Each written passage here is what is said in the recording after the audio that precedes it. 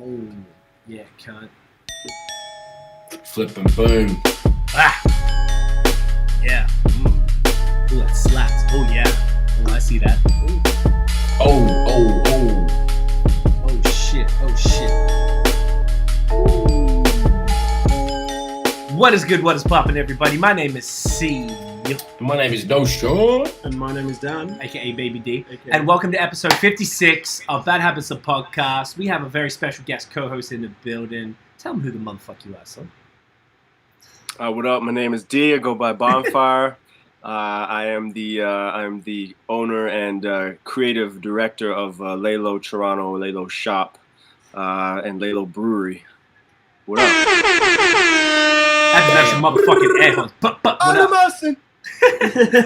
Great to see you again, man. It's been a hard minute, you know. So it's you have featured on our other podcast multiple times. So you are the only guest to be on both. Ooh, that's gangster. Whoa. Oh, Hey, man, that's sick. That's a rare crossover. Yeah, it's actually Me, really cool. Go. Oh man, I mean, you know, that's how we vibed originally. It was always the music. Beer was always just a vessel, man.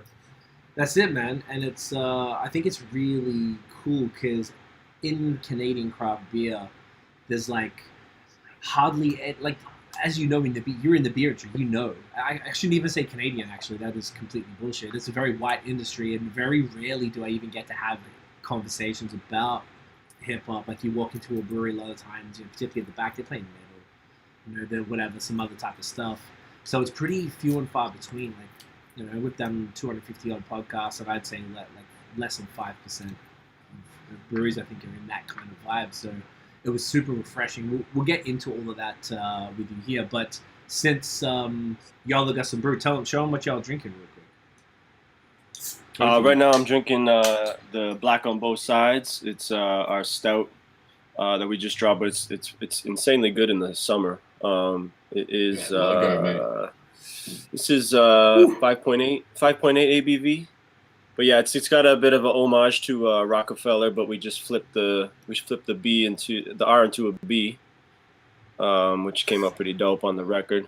We've changed that champagne bottle into that bottle of Dom is a bottle of stout, and then the rest, obviously, like is the Mos Def shout out. So we take some font from the album, and then there's a lot more little details of there's a Def Jam logo there that we flipped, and sick. Yeah, Love it. It's the little details, but yeah. I'm drinking the stout lately because we got a lot of it, and summer hit hard fast. So, it's brewer problems. Have to do some legwork. So we got some stout, whatever. It's so good. I got it. I'll take them home. I'll take some stouts home. I ain't shy. Vibes. You know the vibes. What do you got, Nosh? Fresh off the old delivery truck, got some Badlands Brewing Diamond Shoes double IPA. Ooh, Slam that down your neck hole. How is she? It's great, man. Nice. It's great. It's big. It's bold. She's dank, and she's Mosaic and Simcoe-y. I love it. I'm here for it. I'm rocking the Seth Rogen Houseplant THC bevo, grapefruit flavor. I didn't realize I've been drinking this for a while because I don't really have. Oh yeah, I didn't even see it. There's not two. They had these here for a while, and I only saw fucking 2 weeks ago. I think I talked about it in the podcast. And he said I thought he said he was starting a cannabis company, but this has been around since 2017 or something. As soon as it was legalized, he had the company. So it was the flower part that he was promoting to start because the drink's already allowed to be existed. Right. Yeah. That would make sense. He had a lot of trouble opening. He's having trouble opening in Canada, I've heard, is what the problem is. He's huge in the States. Really? All that weed and all that stuff is, but there's a lot of issues with him actually opening here because there's not enough product. So I think it's he's bringing in, whatever he's bringing in, his strains, wherever he's growing from, is not Canadian pot. So there's an issue of, how are you an American company coming in to Canada importing weed? He can't do it. That's kind of strange. How'd you get that drink? The SQDC. I know. SQS, whatever. It's the government weed store, the Quebec one.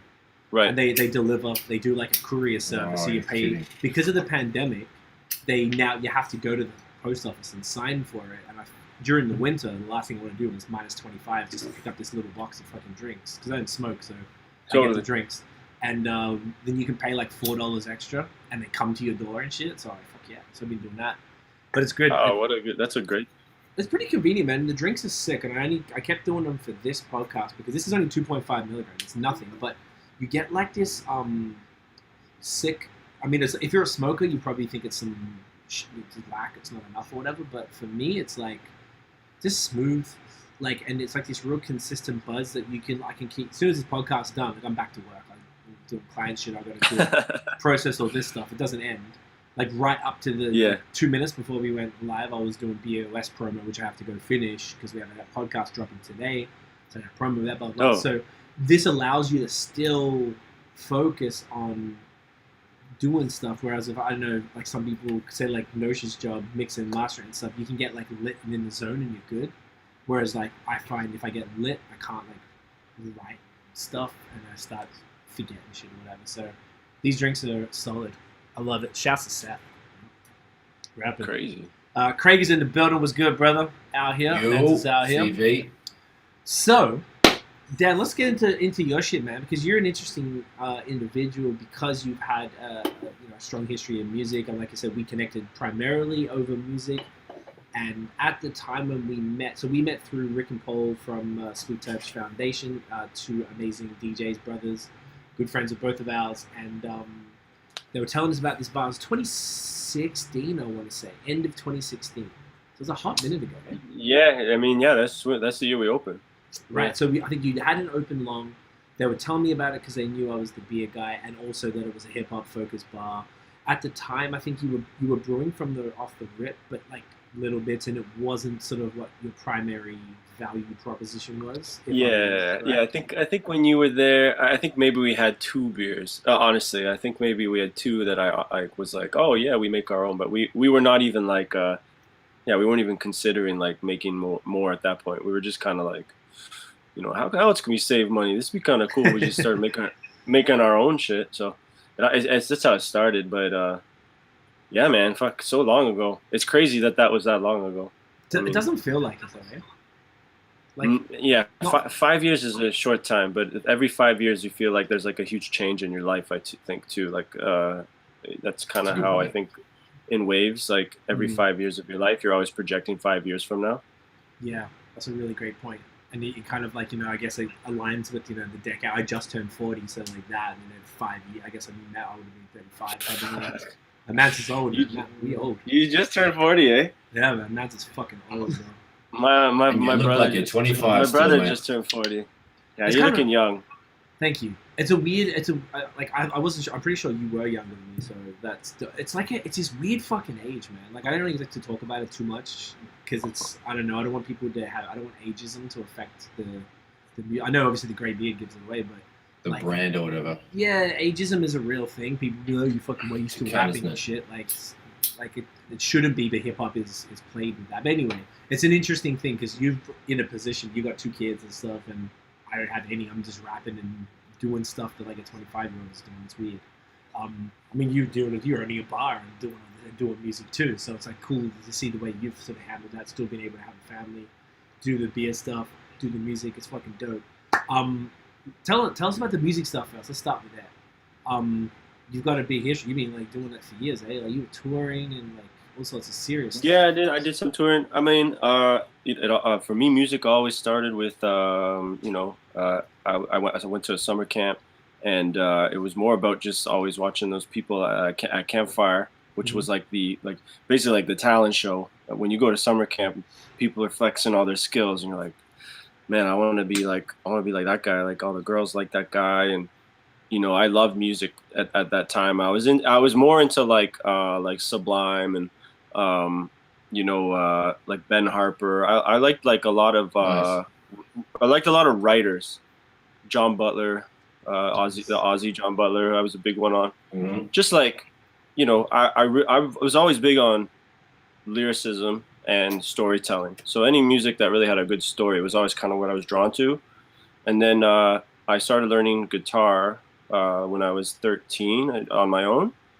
And then it just kind of blossomed into a hobby. It was always a hobby, and never a passion, but a hobby is how I would always put it. I was never extremely passionate. I never took it too seriously, but I always had it to lean on. It was kind of just like an emotional release. And then I met some great dudes.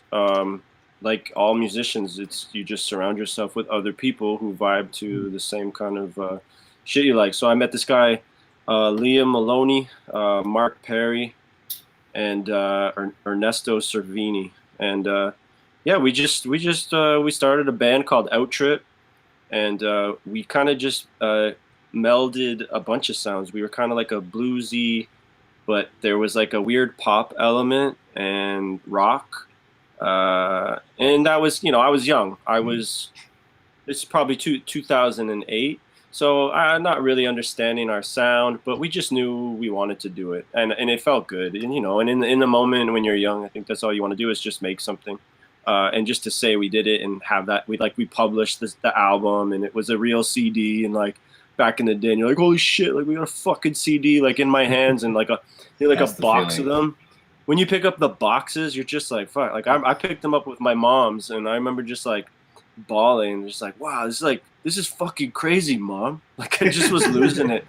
I was just losing it. I was like, I can't believe like I have a CD. Like that's my face, that's my name in my own album with music I wrote. So for me, I guess, yeah, big bucket list, but never like really like a trained musician. And I think that was always my forte. My gift is my voice, and I'm not afraid to say it. I am confident in my singing. I'm a singer. Like at heart, I'm a singer. And I love music. I have an ear for music, but it's my vocals that I always wanted to kind of show off. So we did a tour in Australia.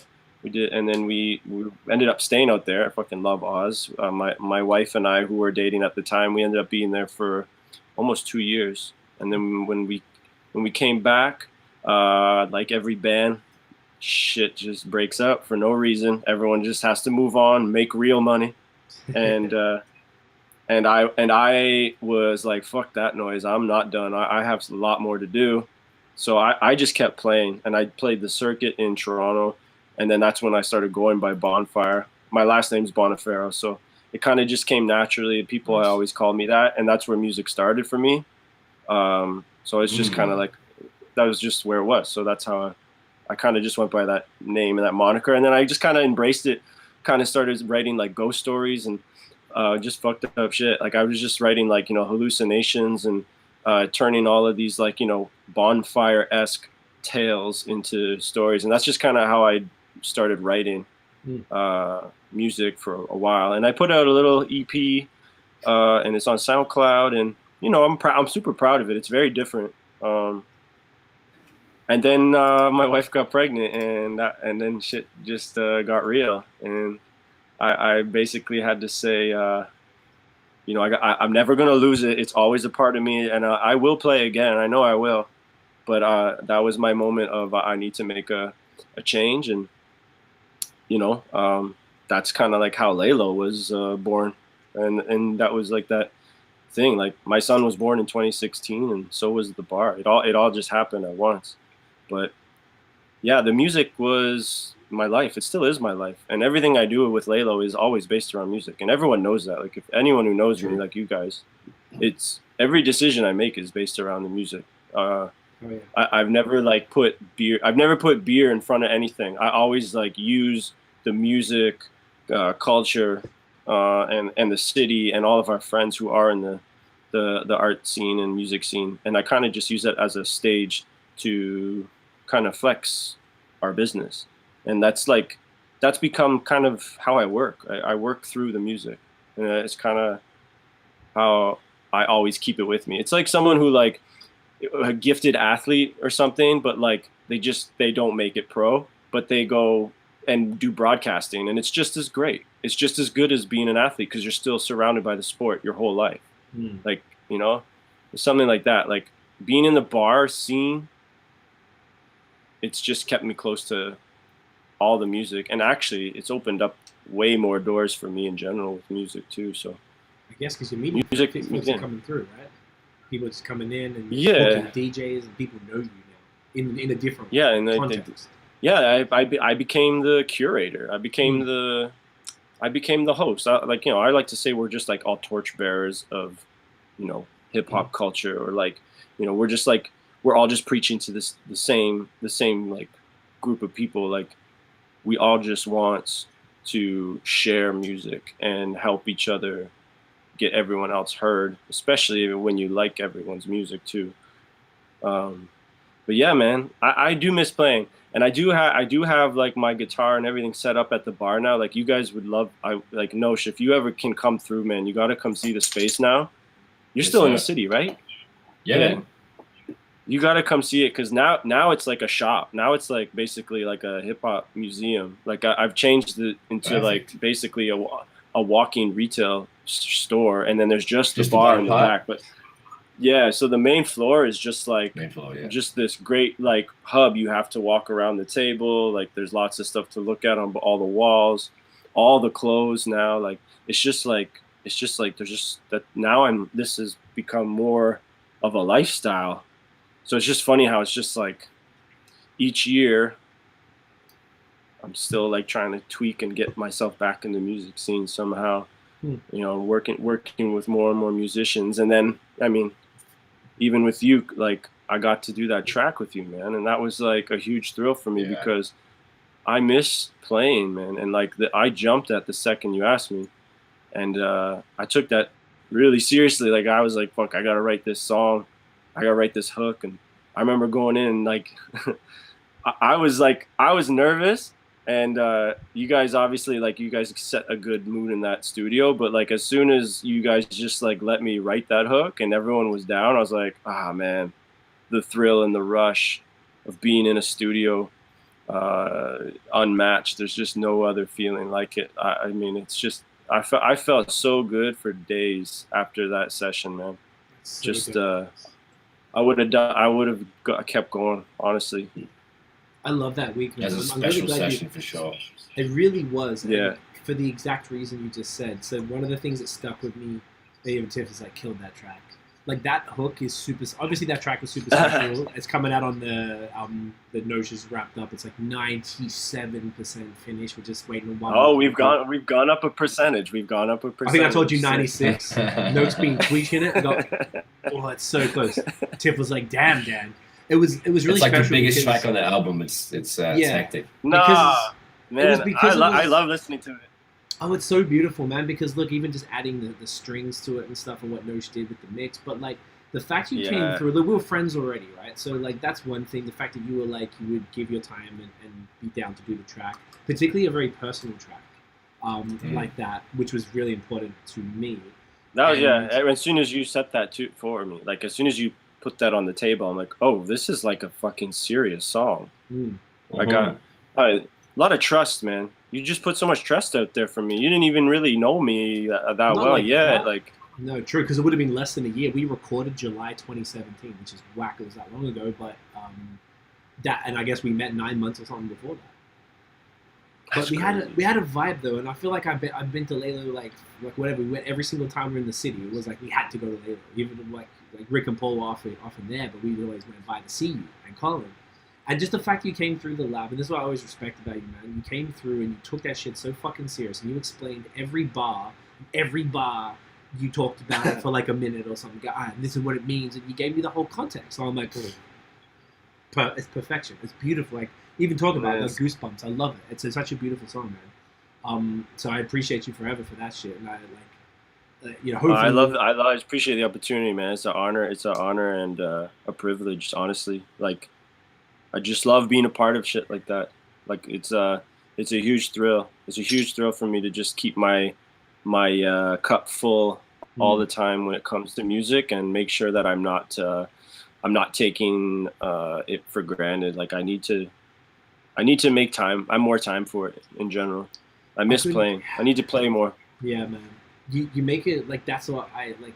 Even doing this album, because I did it so long ago, it's in the finishing stages, and I'm working on a bunch of other stuff, but everything is moving so slow because as you get older and things are involved, you've got family, I've got this business, and I've got all these side projects that are just taking up mad time. And the one thing that always suffers is the thing that doesn't really drive the revenue.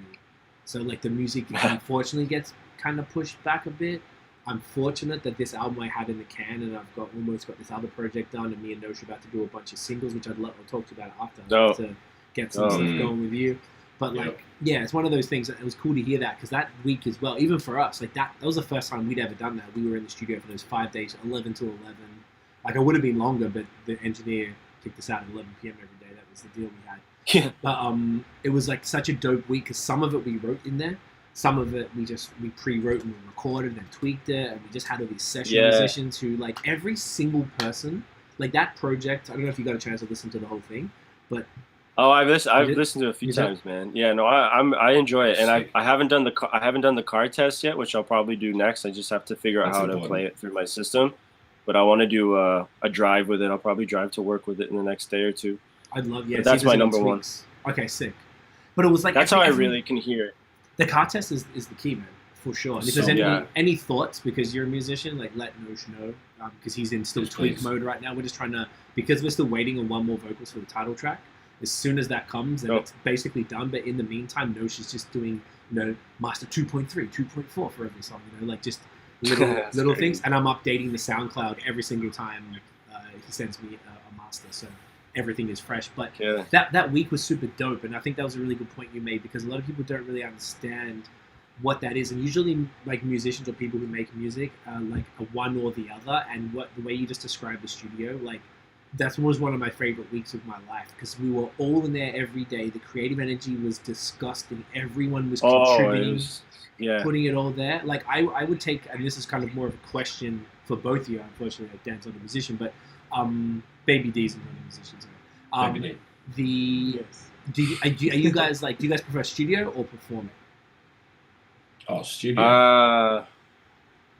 Yeah, I mean, I do love. I love playing live, absolutely, and there's a huge thrill of it. But I mean, any live show, as an artist, you're gonna critique your show after, and you're gonna be like, fuck that shit up. In the studio, you just keep going back, and you don't give a fuck. At one point, you're just like, you're lost. You just lost in the creation zone. And I mean, and that, I wish I had that kind of like money to just be like, whenever you're in town, like, let's just go to a studio. No plans. Let's just all meet. Like, that's how people are making music now. I mean, once you've made it into a certain abyss of the music industry, you basically just have that 24-hour access, and you can just literally, blaze one up, have some people, some dudes humming something, and you're like, yo, what are you humming? And then they take that shit, and then, someone puts the keys on it, and then they call in their buddy, like, yo, bring your trumpet, and then it's like the whole night, the whole night just gets fucking insane. And like those nights, oh my God, like that's literally magic. That's like magic in a bottle. It's like something you can't replicate. It's like literally, like, that is the human, like that, like there's just something so beautiful about that. It's like, dude, honestly, like what is better? Like, honestly, like making babies and making music. It's like, what is better than, I mean, it's just like, it's the same thing. It's the same thrill. You're just like, you throw a big track on, and then when you hit play and you finally are just like, holy fuck, like, or you just raise something and then everyone in the room reacts. Those are, studio, 100%. 100%, yeah. 100%. Fuck. Even just the way you're talking about that, I can't even tell you. Go on, Nosh. The live, avenue is super rewarding as well, because you get to see the reaction real time from real people in front of you, and it's just like, oh shit, they actually fucks with it like we fuck with it in the studio. But as Uncle Dan was saying, that the whole energy and the whole spark of things when you are creating it, whether I'm recording somebody and I'm like, nah, spit it like this or whatever, like there's lots of different creative wins along the way to make the thing that makes the cunts at the place go off. So I think it's all born in the studio.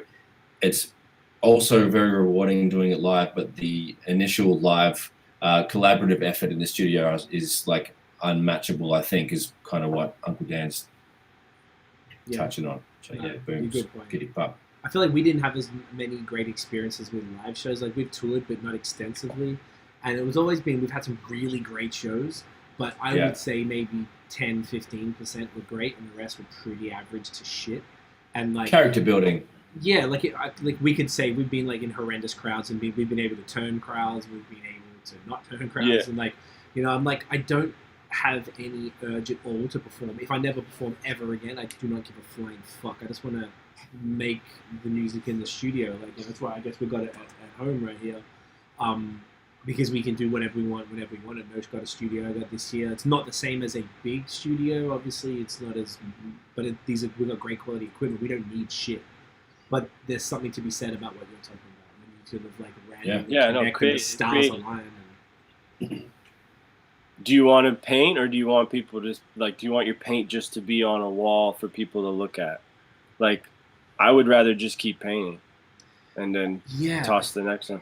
Yeah, like I love creating, man. I think creation is just like a constant. It's just a constant cycling of like. It's like when I'm in the space, like I'm just rearranging the room. Like, to me, that is me painting or creating. Like, you know, I'm making labels for the bottles, and you know, I just miss music so much. Like, I feel like that's why I vibe with you guys so much, because I like really keeping my musicians friends really close. I feel like they matter most to me, because there's something, you know, like we're it's just like some people just don't get it. I don't just, you know, I think it's just straight up. I don't think people understand, like, it's not about making a big track or you know, making it. It's just about creating. Like, it's about releasing, you know, your fucking soul onto something, and just we like to see people react. It's fun. It's fun to just see why they do it, because you guys can do so many styles. Like, you guys aren't pigeonholed into one hip hop genre either. Like, I know you guys could boom bap if you wanted to. Like, and then I feel like you guys like are literally just sometimes just playing the card of what's good right now, and you guys know how to do it because you guys have a good ear for it. Like, I wouldn't even know the new style stuff. Like, I wouldn't even know like what people are looking for anymore. Like, I'm, and not to say that I'm an old soul. I just like, I know what I like now. So it's more like, you know, I'd just probably go into quick hi-hats and deep bass, like bass lines all the time. But no, you guys definitely have an ear for it, which is dope, because I know when I need to make a fucking track, I'll be coming to you. Man, and there's actually, that's a really good point, because we're all like, we've been doing it for a while. We're of that like generation before now, like, and we came up in the 2010s for the most part, like in this last decade as well. But like, it all kind of began then. We all approach it differently. I feel like I was the old man, and Nosh too, where we were really like, no, we're not doing this trap bullshit, fuck that. And then in like, I think it was 2015, this dude gave me a trap beat, and I was like, all right, fine, I'll do it. And I enjoyed the challenge of doing the trap flow. Rapping good on rapping, thank you. Rapping good, well, on a trap beat. Because that wasn't happening. No. So C's like, I'm going to do it. Yeah. Watch me, cunt. Exactly. And I felt like I could and this is not everyone rap is like super cool. I know I'm not the greatest rapper in the world, but I could out-rap basically any of these new guys, because I can rap on their shit, but you can't do my shit. You can't do my boom bap, my Kanye West soul shit. You can't fucking do that, because you don't have the technical ability. Feeling. They don't have the feeling, they don't have the soul, they don't have the pocket. Sorry, they're your mans, but like, they just don't have the pocket that we have. So I can do exactly what they do, but talk about something that's not pussy, money, cars, whatever. And they typically can't do that. Now, there's some people, which we'll talk about in the music, there's a couple of dudes from new stuff that impress me in what they've been doing. I'm starting to understand it, trying not to be as grumpy old man about it. And when I sort of just let it down and be like, hey man, this is what it is. Like, I like what I like too, but I've been trying to sort of fuck with it. And we let it, like, you know, as you saw on the album, there's only one trap song on the album. And that was a super fun song. That's going to be a video we're doing as well. And like, that's sick. And it was cool, but it was still our type of trap. It wasn't like this aggressive fucking, you know, those Rick Ross Justice League, like, beats, like those type of joints. But yeah, it's an interesting sort of thing, and it's kind of fun to play with it. And I think it's like a nicer place to be, where you can like blur the lines a bit, and you're comfortable in kind of multiple zones, like you were saying. Like, that's why it's so beautiful. Yeah. It'll work sometimes. Because then you're allowed to do it. You're allowed to try, and you can do other, that's the beautiful thing about just being a musician. You don't have to be a certain style. Like, you can literally just jump around and do whatever fuck. Like, I don't know, like who's a primate, like Beastie Boys, like they did everything, man. They started as punk and ska, and then they took a risk and started sampling, and then they went full on hip hop, and then they went into instrumental. Like they were just like, it's so cool, and you can just be however you feel, like whatever music you are feeling, you can create that. I feel like that's a huge thing. Like, you know, I know it wouldn't be accepted with a lot of specific artists. Like I feel like people would be like, oh, what the hell, like like, remember Kendrick was rumored to be doing like a rock album, but that never happened, I don't think. But I was like, I'd be all for it. I was actually curious if it was going to happen, and I even there's another dude who did like a Rage Against the Machine cover, Denzel Curry. Oh, Denzel, yeah. I was like, man, if he does a rock album, I'm in. Like, there were so many guys who punk rap. Yeah, dude, like that's a really good point. He did that crazy project. I forget that recent project with Kenny Beats, white dude, Kenny Beats. Those are like, Kenny Beats is funny, man. Oh, the video game one. The video game, that was fucking interesting. See, that's fucking art, bro. Like that. Project. That stuff's cool because it's not like something you're gonna like. Oh yeah, like I'm gonna share this with everybody, but it's a mood. It's like definitely something that I don't necessarily think I'm gonna listen to all the time. But when I listened to it, it was kind of like when I listened to Deltron, like 3030. I was just like, this is fucking fucked up. I love it. Like I don't even know what's happening. It was one of the like craziest, most like eccentric hip hop albums I've ever heard. Yes. Like, and once I heard that, I'm like, oh man. How beautiful is this game of hip hop? Like it is so diverse. It's so diverse. You can do anything. It's literally every genre in one. That's why it's the best genre in music. That's a great fucking point. There's this Aussie rapper that I really like named Daye, and he always did that kind of Drakey sing-songy flow. Like he had bars that was intelligently written and sort of these sing-songy hooks, and they were great. He's killing it. Then his last album he dropped like 2 weeks ago was legit guitar indie pop. And I fucking love it. I've been bumping it, like I've been going back to it, and I'm like, not every track's for me, but like the ones that hit, I'm like, I wake up with the songs in my head, dead ass. So I'm like, this is the sickest shit. I know, Noach. I know you think it's like ridiculous, but I just like this. No, it's okay. It just doesn't always. No, it's not for you, but that's the point, right? Because he was like, hey, I even saw a video where he was, and this comes back to what you were saying, Dan. He was like, hey guys, you know, I'm always going to be a rapper. Hip hop is my number one, but I just wanted to do this album. I'm going to go back to rap. Like this one. It's going to be this indie kind of poppy vibe, and that's what it is. Yeah. And I was like, I respect the fuck out of that because he has balls to do that. Because in rap, going that far left is probably a little more of a risk than say Denzel doing a Rage Against the Machine type of, yell screamy album. So I like that the way you position that. Hip hop is all genres. I think that really sums it up, and that's why it's such a beautiful thing. We can all, fuck with whatever, We just dropped a single that had straight like guitars, like just straight rock stuff as well, and No Shoes is all sorts of sounds in the beats. It's like, it's a beautiful. Imagine Nate Dogg just doing like acoustic, like love album, but like that would be epic. Like it's incredible that like, I mean, rest in peace Nate Dogg. I wish we got way more Nate Dogg material in his life. Like obviously he gave us all the hooks we wanted, but. I always thought about like, man, imagine like Nate Dogg just put out like an R&B album that just like destroyed all R&B albums. Well, there was that song with Anderson .Paak because Dre let him use the vocals, and he had that. Was it on? That was on Ventura. Ventura or the other one. There's Malibu. Two that came out like right after each other. Yeah, wasn't it go Venice? back to back like a couple months apart? Because it was Malibu was the big one. On Venice, then Malibu, and then there was two more. You're right.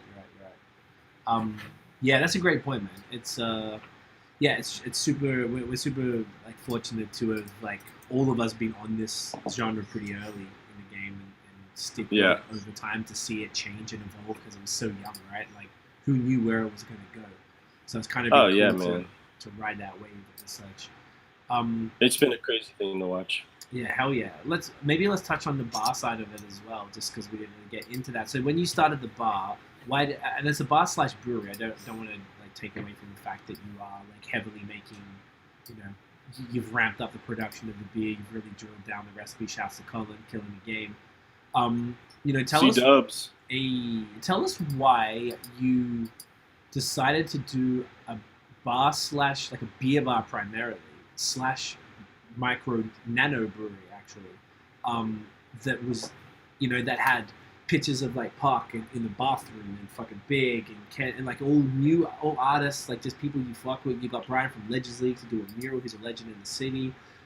You have actual well-respected hip-hop DJs from all over the city and beyond playing at the bar. You hold album releases, for Nosh. You did it for Nilla, who was down with Ghetto Socks and them. Like, why did you decide to take that risk and do something in an industry that primarily, historically, hasn't really been involved nor supported anything hip-hop? Yeah. I mean, like a lot of times, Colin and I, obviously, we do realize we are two Italian born sons, and like we just like really love hip hop culture and everything it's about, and we accept that, although we're not like the culture, we are definitely torchbearers of sharing it. And I felt like my whole life I was always looking for a bar like Laylow. I just felt like, like hip hop people, hip hop heads, we're basically misfits, right? We're a bunch of dudes, homies, girlfriends, everybody, and we're all just looking for people to honestly just like share music with.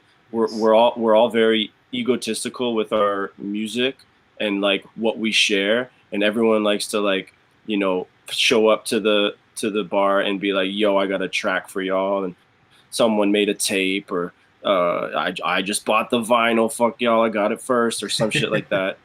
We're all just like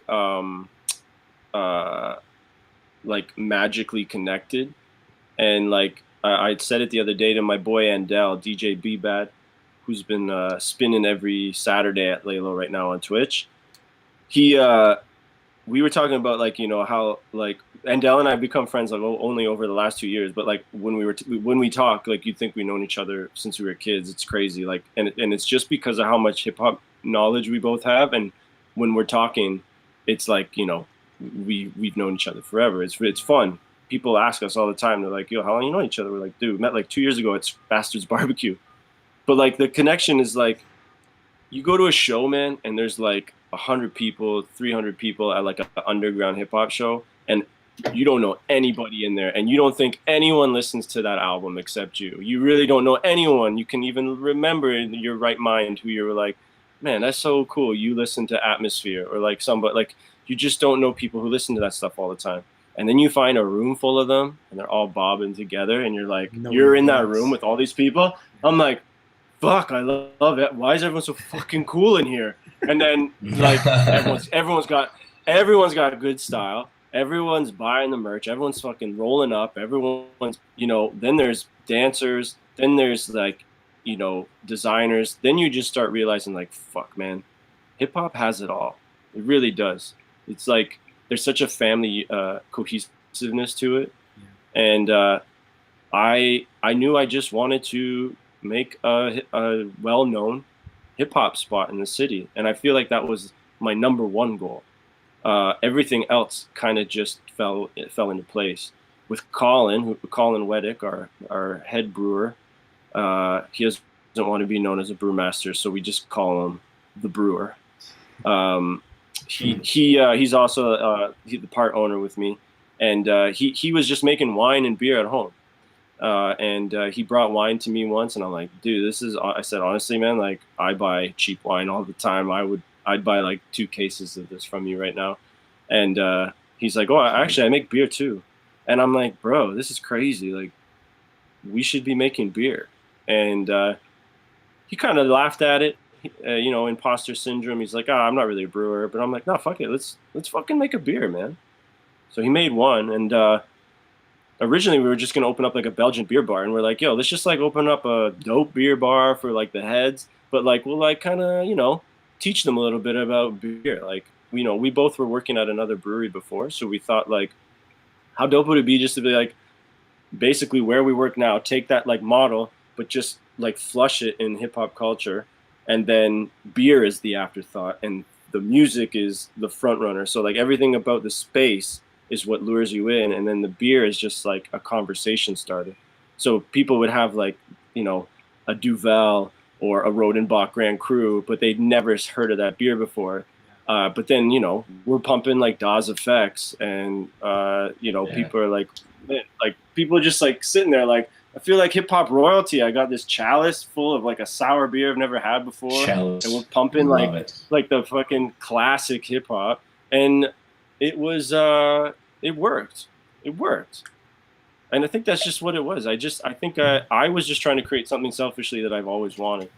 And obviously, if I'm going to spend the amount of time I am going to spend there, like knowing anything you're going to open as an entrepreneur, you know you're going to be there every fucking day, blood, sweat, and tears. So I just knew I wanted to, no matter what I did, I had to create a great room that I wanted to be in all the time. And, you know, if you build it, they will come type shit. It's like Field of Dreams. Like it's, if you just keep putting in the work and stick to the exact same model and don't feel forced, don't do anything gimmicky, no puns. I mean, I literally have never made a beer with like an obvious, you know, I mean, there's so many stupid puns you could easily do, but I never would want to, because that wouldn't be the right way in my mind. So it was just like, let's just be really soft with it. Let's not nerd out at all. Let's just try to be really low key about our love of the hip hop stuff. And, you know, even if you don't love hip hop, you might just come in and actually realize, you know, maybe this space and this culture and our people are for you too. And then, you know, it's a bit of like my love letter to hip hop, I guess, Laylow, in general. It's kind of like me just trying to create that nostalgia for myself that I had as a kid in general when I first heard, you know, LL Cool J and Pete Rock and, you know, Public Enemy as a kid. Those are all like the beginning stages for me. And then, you know, Tribe and Farside, and I just want people to be like a part of that energy and that synergy of like jazz and Motown and sampling and cuts. Like, I love it. Everything else was always just kind of thought. It was like, yeah, I mean, why don't we get more beer? Oh, fuck, man, why don't we make another beer? Fuck it, why don't we just make like 7 of them on rotation? And then, you know, after that, just like, you know, eventually we started doing live music, you know, hosting, like you said, we did Nosha's release. Like we did a ton of like release parties. And then we just started dropping clothes. Like any, like, you know, any hip hop show would have a bunch of merch. Like, why don't we have a bunch of merch? So it was just like, I just tried not to force it. I just tried to make it feel normal. I love it, man. It's so authentic though, and I feel like that the people that really bang with Laylow, like fucking bang with it hard. And I think it's because you did exactly what you said. You selfishly made something for you, and typically, if you are fulfilling a need that you have, there are other people who also need that, you know, want that thing fulfilled, and that's what entrepreneurialism is all about, is solving problems. So there was a severe lack of hip hop bars anywhere, let alone Toronto, which is the biggest city in the country, so it makes the most sense. Obviously, that's known as the hip hop sort of epicenter of the country as well, so it makes sense there. You know, you're in a dope area.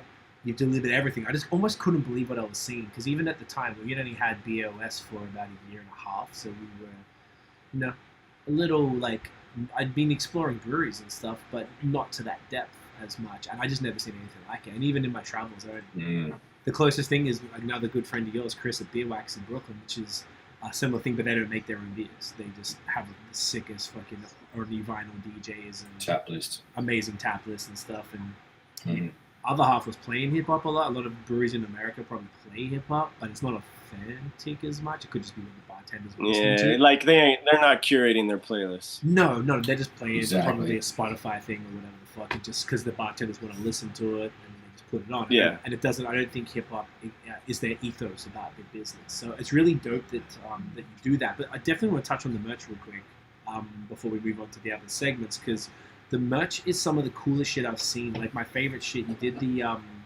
Northern Touch Mobb Deep set that I caught last summer with the blue, basically based off Mobb Deep, and it says Laylow in the Mobb Deep font on the T-shirt on like the right breast there, and then you got the shorts to match.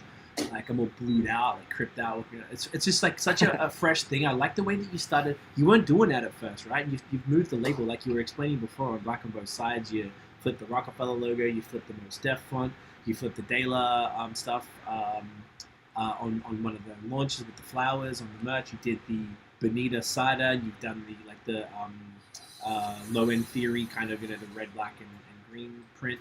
Like you've taken these iconic hip hop things and beaten the cease and desist angle, but made them your own enough, tell us a bit more about the merch, because obviously you were doing merch off the rip that was selling like mad quick, but you like tripled down over the last year. In the beginning, we were just doing like quick little drops, and the first like 3 shirts we did was like the classic Run DMC flip Laylow. And then we did OK Player, but it just said Laylow, and it's giving you true brews since 2016. And then we did the Ice Cube logo, which just looked good. And that was it. I did those, and then at the anniversary, we did like the penny. We always did the penny C, and then eventually we released some hats. But I never like thought of it as an actual way of making money.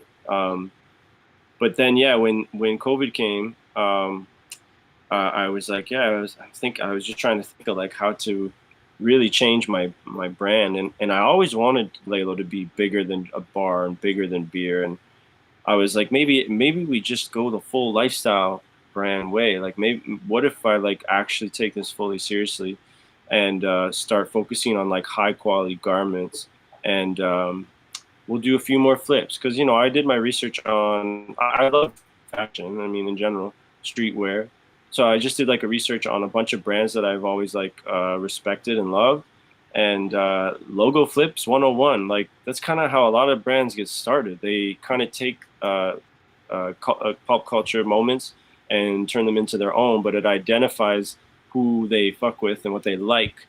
So I was like, okay, well, what if I do a couple of logo flips just for the beginning, but then eventually into my own name, and then eventually I just start doing stuff with my brand name on it, because now everyone knows the Laylow household name, and that's what I'm trying to get. That's like my little empire thought about how do I keep it going. But so I've gotten basically to the point where now this year, it's like a bunch of collabs with other clothing lines and companies. And I'm not just releasing clothes anymore. Like now I'm going to be releasing like household items, I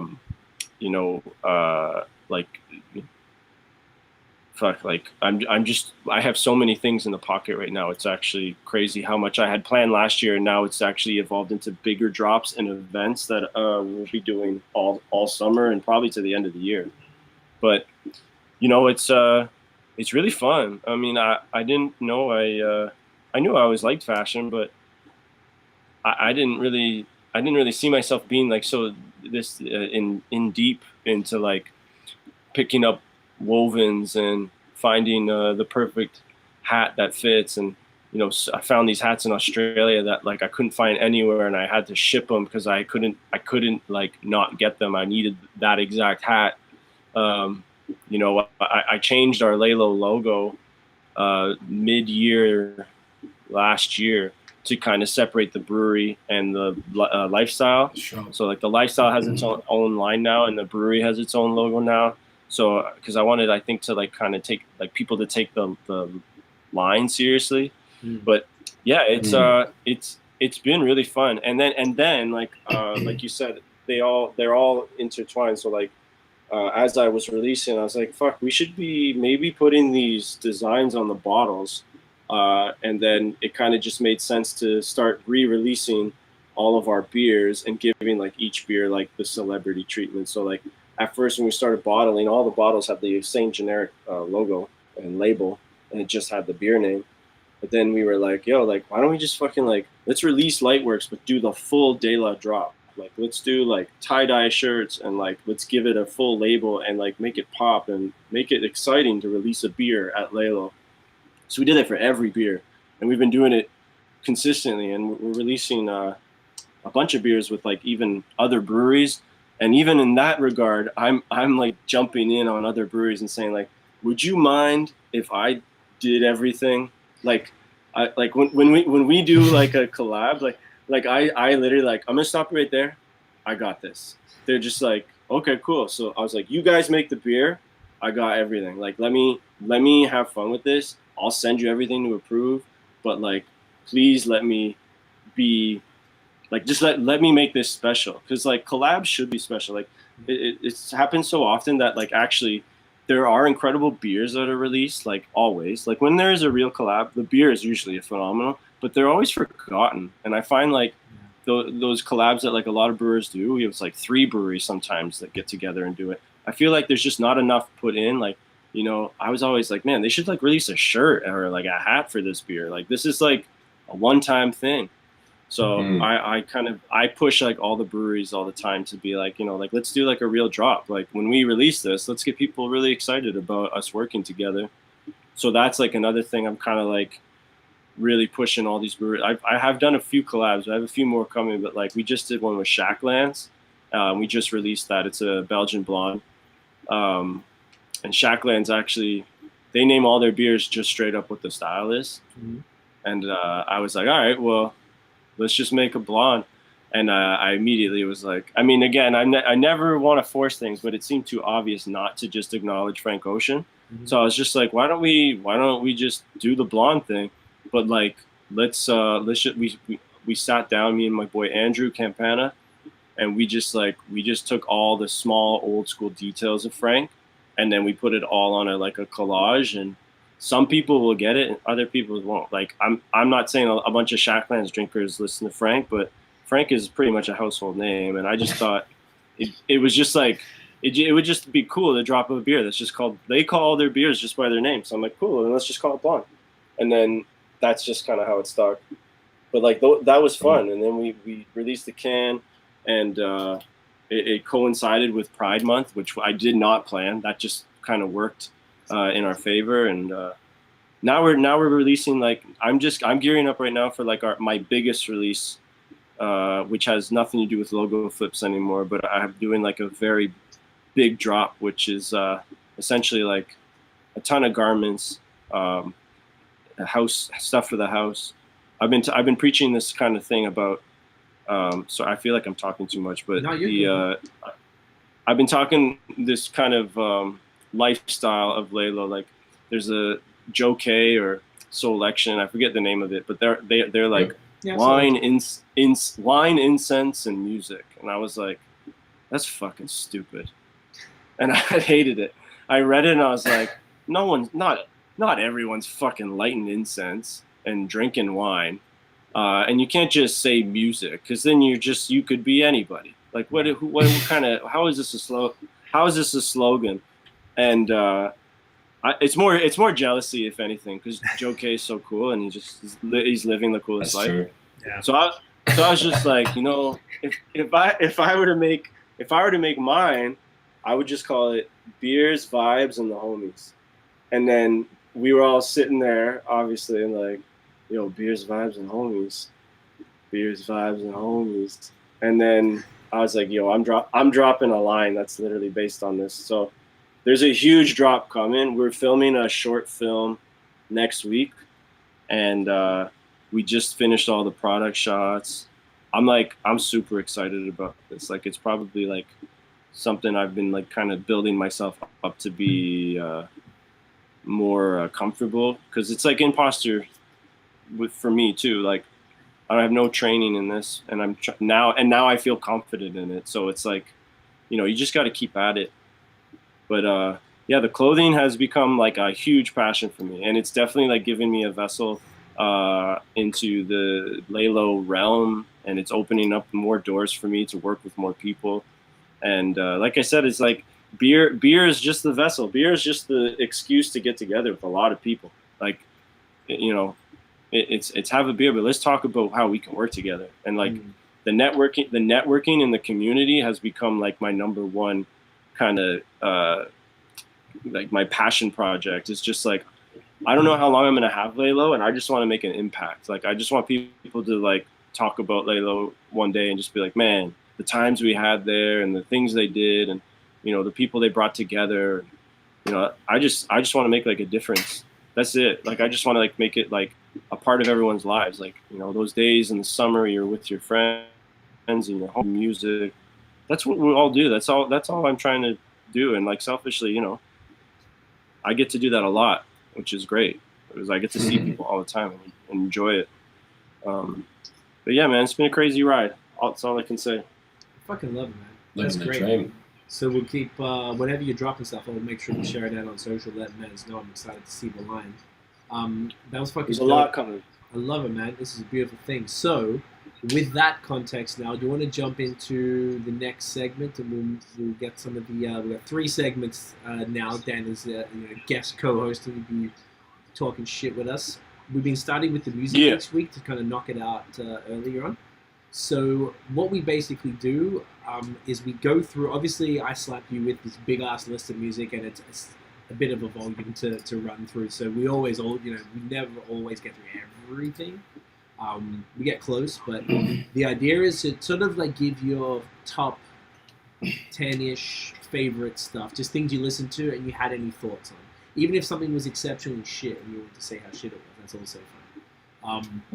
So being that if you wanted to, you are the guest. If you're down to set it off, just run through and say, yeah, I listened to this. This was cool. I enjoyed this. Blah blah blah.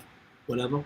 You want to kick it off, Dan, or do you want one of us to run now? You know what? I feel I don't want to be like a Debbie Downer. So I feel like, maybe you guys started off, because I did listen to a bunch of stuff, but like I'm gonna say straight off the bat, I skimmed through a lot of shit because I found the stuff up to be a lot of shit. There's a lot of shit. And skimming is perfectly okay as well. Well, that's what they have to do, right? Because personally, like how do you listen to music? Like I don't need to listen to a full song to know if I'm gonna like it or not. It's like walking into it's like walking into anywhere and being like, yo, let's hit another place. This ain't for us. Like, yeah, I just know I've listened to music a long time, so I know what I vibe with immediately, and I'm a very open soul when it comes to music in general. But yeah, you got to inspire me to tell people to listen to your album at this point in my life. I respect that, and I think that's so good. Not an unfair approach. And with that, I'm a grumpy old man. Hey, and we all love it. That's why Dan is Baby D here. He's so important. I knew it. D's gonna preach to me, and I'm gonna feel stupid. I'm gonna be like, yeah. No, it's okay. If I tell you my favorite artist, I think you might shoot me.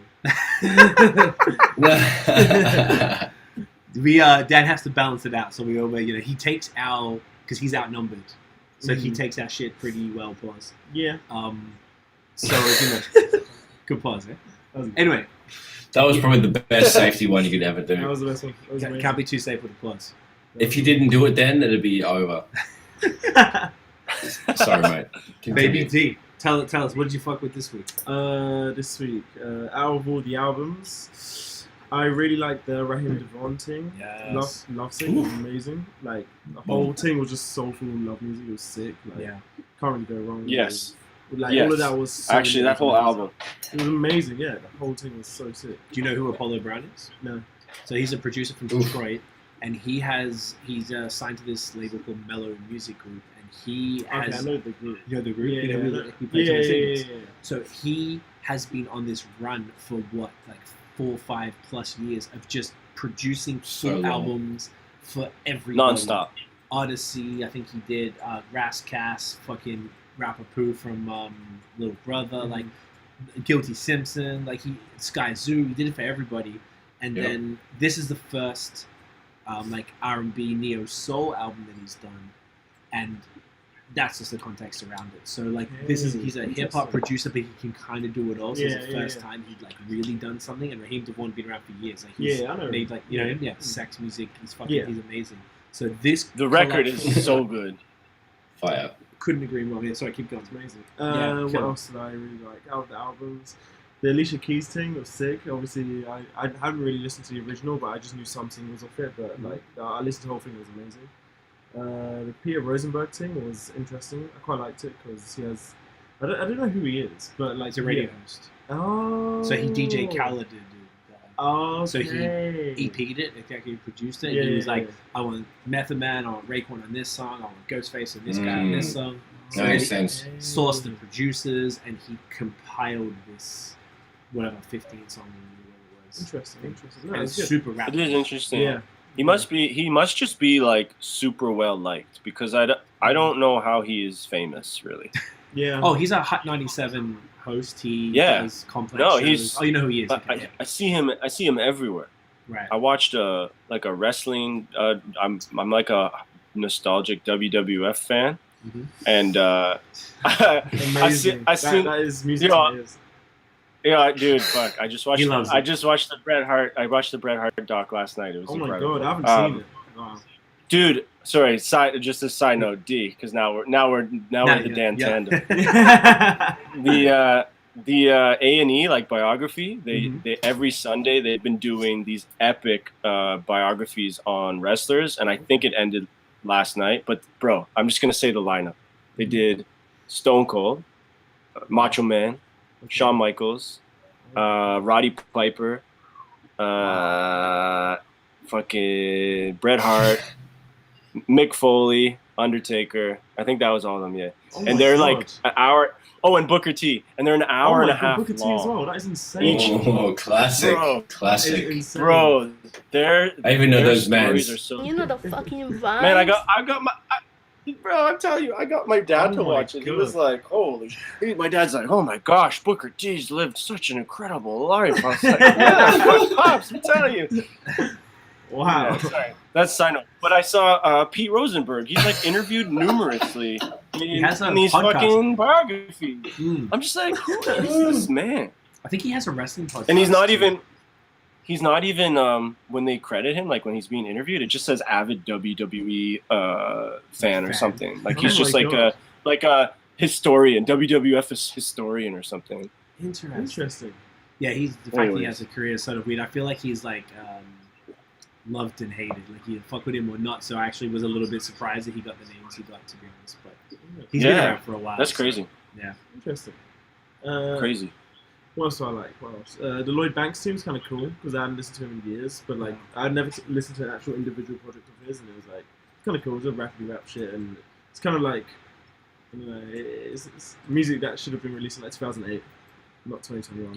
But it's cool though. It wasn't bad. It was good. Savage.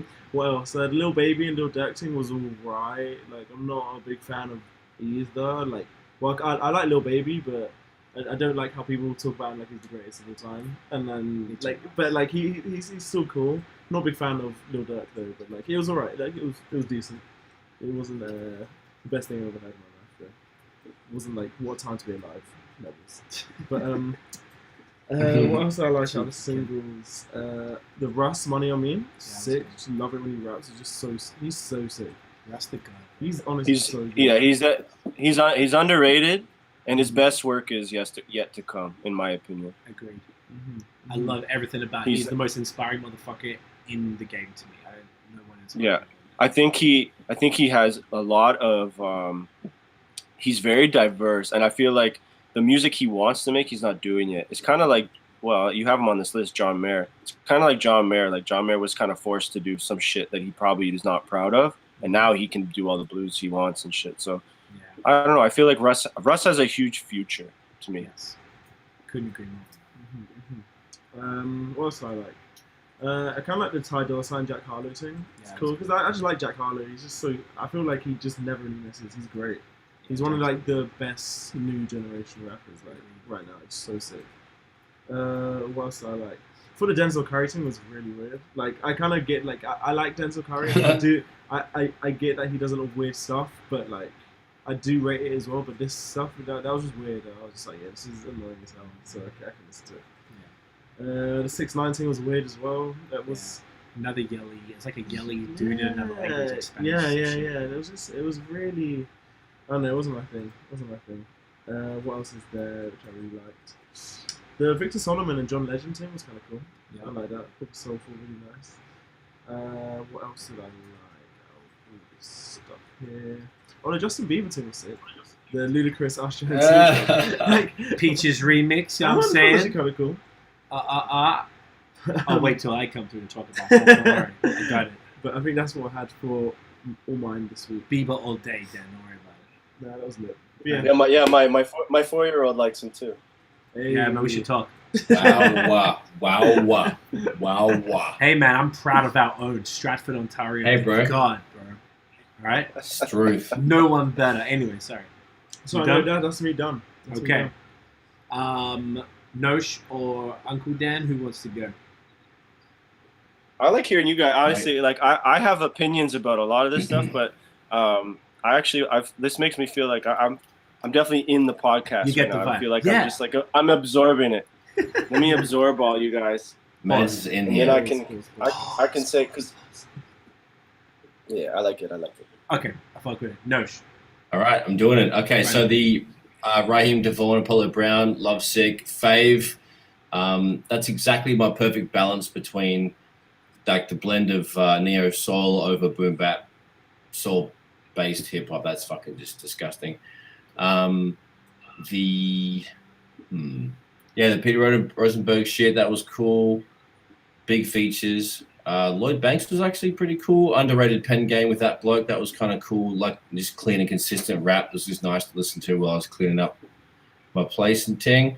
The little Durk and little Baby thing was like just, I don't know, just weird. It's just kind of fun because like James Harden kind of executive produced it. I don't know how much of a role he had in that. It's just kind of like interesting to listen to it. Didn't spend too much time on that. The Russ song was cool. I just like positive songs. Can't complain about his like, drive and like his creativity is really, really dope. So the H.E.R. song changed from that Netflix series. That was smooth. I dig that old school kind of like 70s vibes. The Lucky Daye song was cool. He's the man. He just doesn't miss. He's big. Lucky Daye's the fucking man. The Ty Dolla $ign Jack Harlow 24 Karat Golden dude. That was cool. That was dope soundtrack. So I like that. What else we got here? Denzel Curry shit was like honestly trash, weird, yelling punk rap. That was just very jarring because like I've seen Denzel Curry on the Kenny Beats stuff, and he's done like those sessions in the studio with him, like those little freestyles and stuff. He's like fine, but that was like mad random, like out the outfield there. We got the already rich. Nah, the Evidence in Boulder James was cool. Yes. I love Evidence. That was just I like how Evidence tells his story really well, and he's always just like super real, doesn't fuck around. It's like depressing but positive, and the music is inspirational, so it kind of like works. I don't know. I really enjoy that. The track with Big Pooh, like Trent the Hooligan and rapper Big Pooh, that was like a dope beat, dope song. That was like really just solid overall. I'll go listen to that a few more times. That Trent was cool. The Tanya Morgan, Jack Davey, that was dope, chill, hip hop. That was cool shit. The song A Whole Mood. Also a couple more songs. The Sky Zoo joint. Beats Anonymous, Sky Zoo, and El Camino song called Blessed. That was just like dope again, hip hop. Sky Zoo's obviously the man. And that's pretty much it, man. The Justin Bieber, Ludacris, Usher, Snoop Dogg, fucking Peaches remix. Honestly, Luda is one of the best feature artists ever. That was really nicely done. Fairly easy to listen to. Should have stopped it after Luda, but that's pretty much where we go there. So that was pretty much my wrap up, Sunshine. Love it. Shall I go, Dan? Yeah, please. All right. You guys really called out a lot of the good ones. I mean, obviously the songs of the week belong to the God of Stratford. You know what I'm saying? Canada's Prime Minister, who should be, maybe if we should have a monarchy, Wow. I would like this guy to be king. So Biebs came through with 3 drops this week. There was a Peaches remix, which either dropped last night or the night before. And featuring like Ludacris, Usher, and Snoop. I don't really bangs with new Usher stuff, but he killed it. Usher's verse was so dope. Smooth. That was like the verse of the song. Usher fucking dominated and made me. I was like, yo, you fucking like. He came through and showed everybody up. I thought it was dope. It was that was one of the greatest songs on the album. He did Biebs also. I think it was yesterday. The Junos went down yesterday, and he did Somebody live from the Junos, which was a fun performance. Another thing that was cool that I just put here, it wasn't necessarily music, but he did a bunch of videos for GQ, and they did like a tour of his tour bus. And I'm a big sauna guy because we have one in the building here. And I just got back into it in the last week because I haven't been feeling good, and I already feel better. And he had a sauna on the tour bus, and he was talking about how important it is to, like you said, doing an hour and a half performance is like being a high performance athlete, which I never thought about before. And it's so right. And you have to take care of your body. So he had the sauna. I was like, I knew I loved this come for a reason. No pause. So that's Loves the thing. it. Obviously, yeah, the Raheem, DeVaughn, and Apollo Brown. I've been looking forward to that for weeks. They did not disappoint. Sky Zoo, I think, was on the first joint. They had a bunch of fun features on it. So deeply impressed with the two of them. Raheem, it just brought me right back. He's just so dope, man. I was so impressed. That's easily the album of the week. I mentioned I had John Mayer here. So basically, I saw he's doing a full album I think it's called Sub Rock, and it's kind of like positioned as one of those 80s things, like Daniel was saying it. He finally gets to make the music he wants. So this was called Last Train Home EP. So I think it was like a prelude to the album, which is a lot of that same 80s thing. I just always bang with John Mayer. I fucking love that cunt. Definitely one of the underrated, one of the greatest guitarists of all time. Amazing voice. So I enjoyed that a lot. The one that surprised me the most that we sort of touched on was the Durk and Lil Baby project called The Voice of the Heroes. And I thought it was like, what was that? Something outside? Something outside. Okay. It was like super interesting. I didn't really fuck with any of them. I'm not mad at them, but I don't really fuck with them. But Lil Baby impressed me so much. I couldn't like believe how much I didn't hate almost anything he did. Like I feel like he's a little bit one track minded. But I was thinking of I was positioned. I was like, if I was like fucking 15 right now listening to this dude, or if my kid was 15 listening to him, I was like, I wouldn't be mad. Like. It's kind of what we talk about. He's bringing it back just in a bit more of his specific life experience, but, always want to be the one to get out and all this positive stuff. And he's talking about, like, he's actually not just talking about dumb shit. And it's a little more lyrical than other, auto-tuned rappers. Like, Lil Baby sounds like Future with less auto-tune, but more lyrical. Does that make sense, Dan? Like, maybe Dan? Yeah. I agree as well. Yeah, I somewhat agree. Blow it up. Yeah, somewhat. But I know you're a Future. 1.5 Dans? 1.5 out of 2 Dans for that? Like, yeah, like I get it. Like, he's a better lyricist than Future, but like, yeah, that's about it. Okay, I feel like I'm surprised it works. I don't get bored of him. That's a good point. That's it. Like I feel like Durk. When you heard Durk after Baby, I felt like Durk sounded amateur. Like it sounded like Durk was like a struggle rapper, and Baby was the professional. And he was, because he's on beat, he can rap fast, he can do multiple flows, he can do auto-tune, he's rapping actual bars, but and subtle auto-tune. Auto-tune wasn't too much. No, that was the it wasn't. big part. It wasn't like fully cranked to 100 or... Yeah. And the other thing... speed. Exactly, I 100% agree. And the other thing I liked about this was that they was like, Lil Durk was the voice and Lil Baby was the hero. And they kept referring to that in hooks and throughout all the songs. And that cohesiveness to me... Like this wasn't just like, yo, like let's sip some and smoke some and do this album. Like they fucking thought this through to the title, to the themes, to putting that in their lyrics. I'm like, it made me like coming back even what you were saying, Dan, earlier, Uncle Dan, about storytelling and stuff. Like I was so much more impressed. Like, will I listen to it again? Maybe. Normally it'd be a flat no, but I was like, okay, I'm looking at him now and I'm like. If I see his name on a track, I'm not going to be like, oh, this fucking guy again. I'll be like, all right, let's check for it. So, well done. That was cool. Yeah, I like the Russ Money on Me track was obviously fire. The Ty Dolla and Jack Harlow, 24K Golden, that was dope. The other one that no one mentioned yet was JaeRene and Lennox did a song called Bed of Lies. Super dope. Ari's amazing. That's smooth. Yeah. JaeRene was super smooth. I hadn't heard of her, but I thought that was really dope kind of like... I am obsessed with Ari Lennox. I don't care what she releases. She's my muse. Ever since Foe came out, I've been obsessed with her.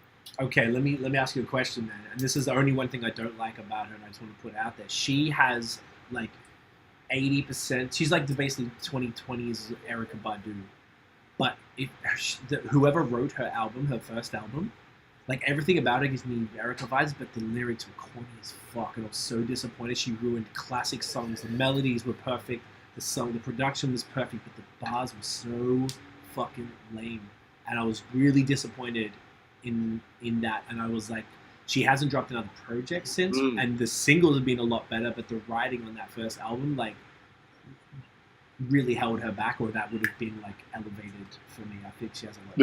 The Shea Butter album you're referring to, or Shea Faux? Butter Baby. Shea Butter Baby. Oh, okay. Yeah. Because Faux was crazy. Faux was like an 8 song. It was short, but it was like I kept listening to it again and again and again. The Shea Butter album I thought was phenomenal. I mean, especially the interludes where she's speaking to herself. I thought it was ahead of its time personally. Like, I felt like there's not enough female R&B artists who are she puts herself out there. Like, I feel like I know her because of that album. Right. That's just how I feel. But even My Apartment, like, which seems like a corny song, like I listen to it a lot. I mean, I like that album. I like, I don't know how she writes or who writes with her. I haven't really looked into her that much, but I really love her voice. I like how she talks, and I love how she sings. Like, oh my God. I think she's destined for like big things. It's more just like, as long as she's managed properly. Yeah, she's a firecracker, and she has to keep taking herself off Twitter because she went too crazy. So I think she's got. I don't know if she should be. Yeah, I don't know if Dreamville is her answer. I feel like she eventually has to go her own course. That's a very good point. Okay, good. Just checking. I still fuck with her.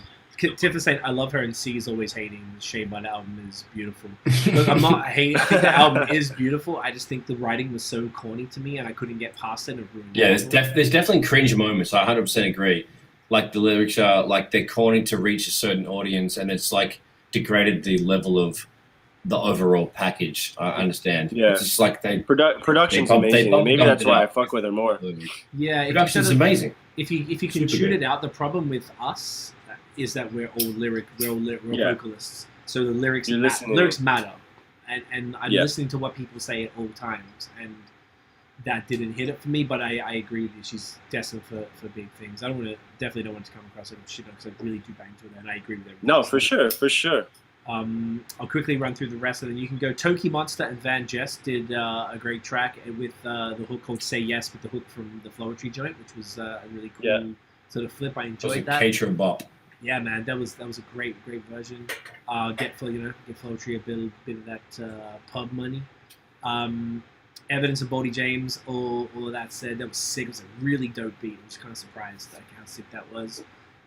Otis Kane and Callie Texas from here in Montreal. I talk about her whenever she drops. She's been dropping a lot lately. She dropped a song called Good Love. That was super dope. She's fantastic. Yeah.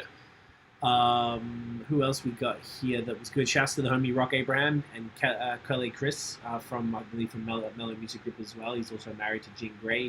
They did a remix. My boy Smoke, I hooked them up, but my boy Smokewell did a remix of his song Heal, which they dropped last week. So that was super cool. Happy to hear that out. What else we got that's worth talking about? The U-Boys Mike Geronimo did a song called Smoke. That beat was fucking insane. Disgusting, yeah. Jesus Lord. Speaking of insane beats, I couldn't find the Smokewell remix of the previous Kweli and Rock Abraham. I heard the original, but I couldn't find the Smokewell remix on. Probably just on Spotify, and he didn't call it Smokewell remix. I told you. I think he just messed up. Maybe that's why. What a duffer. But that's basically it from me for this week. Dan, did you want to add anything to anything with? I do. Run. So what I do every week, just because I'm an addict like all of y'all. So what I do is I have a playlist on Spotify. I call it Laylow Daily Routine, and I actually add music to it every Friday. So. And then the algorithm is starting to really get to know me. So I have shit that you guys will be upset you didn't even know was actually came out Friday.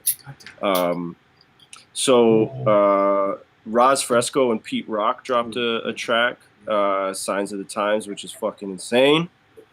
Smoke Dizza dropped a track with Dave East called Grey Poupon, which is pretty mean. I feel like the Griselda vibe is like just hitting every artist right now. I feel like everyone wants to do it, and I really like seeing everyone get angry once in a while. It's kind of cool. I don't know if y'all mess with Drez. Drez is one of my favorite. No, he's it's Dre with like an apostrophe ES. I really fuck with this guy a lot, and he's released so much good music. And he just did a full record, which is produced by the piano player. What's his name? He did H.E.R. You know H.E.R, the piano player? I heard of H.E.R. No. H.E.R is dope. He's from California, Drez. You guys, okay. I'm gonna send you guys a few of these after, but that's great. Yes, the Russ. I feel like I have this love-hate with Russ, and once in a while he upsets me, but then he always wins me back with a new song, and it's just like that's my. I have a love-hate relationship with him. It's crazy. It's like he'll just put out shit, and then he'll just put out like a song that I'm gonna listen to forever. It's insane. I don't know how he can be like that. Like it's just wild to me.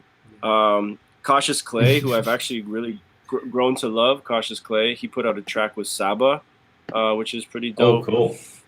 It's called Strange Love. What's the other one? Where is it at? I had one other that I wanted to talk about. The Lucky Day one I like a lot. He, like you said, he can't miss. And Children of Zeus. Do you guys know Children of Zeus? Sounds familiar. Children of Zeus, two hip hop cats, but they can also like kind of slow it down. One guy sings. It'd be like the Far Side if they're just two people. Okay. They're great, and they released a full length album, and I thought they were actually done. I thought they were like calling it, and then they ended up doing another album that came out on Friday as well. The record is called Balance, and I feel like you guys would really fuck with this record. Cool. I'm down. But yeah, Children of Zeus. My boy Junior T just put out a remix for Mirror Gazer. Someone I don't know, but Junior is like my guy, so I always rep Junior all the time. I think that was it. The Drez one. Did you forget Bieber at all? I didn't forget Bieber. My wife reminds me every day. Okay, good. She got great taste. And then you didn't mention that Meek Mill. Yes. That I watched that, man. I mean, that's not what a studio is, personally. I mean, that's not what a studio is. Yeah. So I don't know what they're trying. I don't know. I don't like this like portray. Like, what are you trying to portray? I don't know. To me, it's like annoying. That shit's annoying to me. Like, and honestly, I'm not a big Meek fan. I feel like he's just yelling half the time. It's really hard to understand him.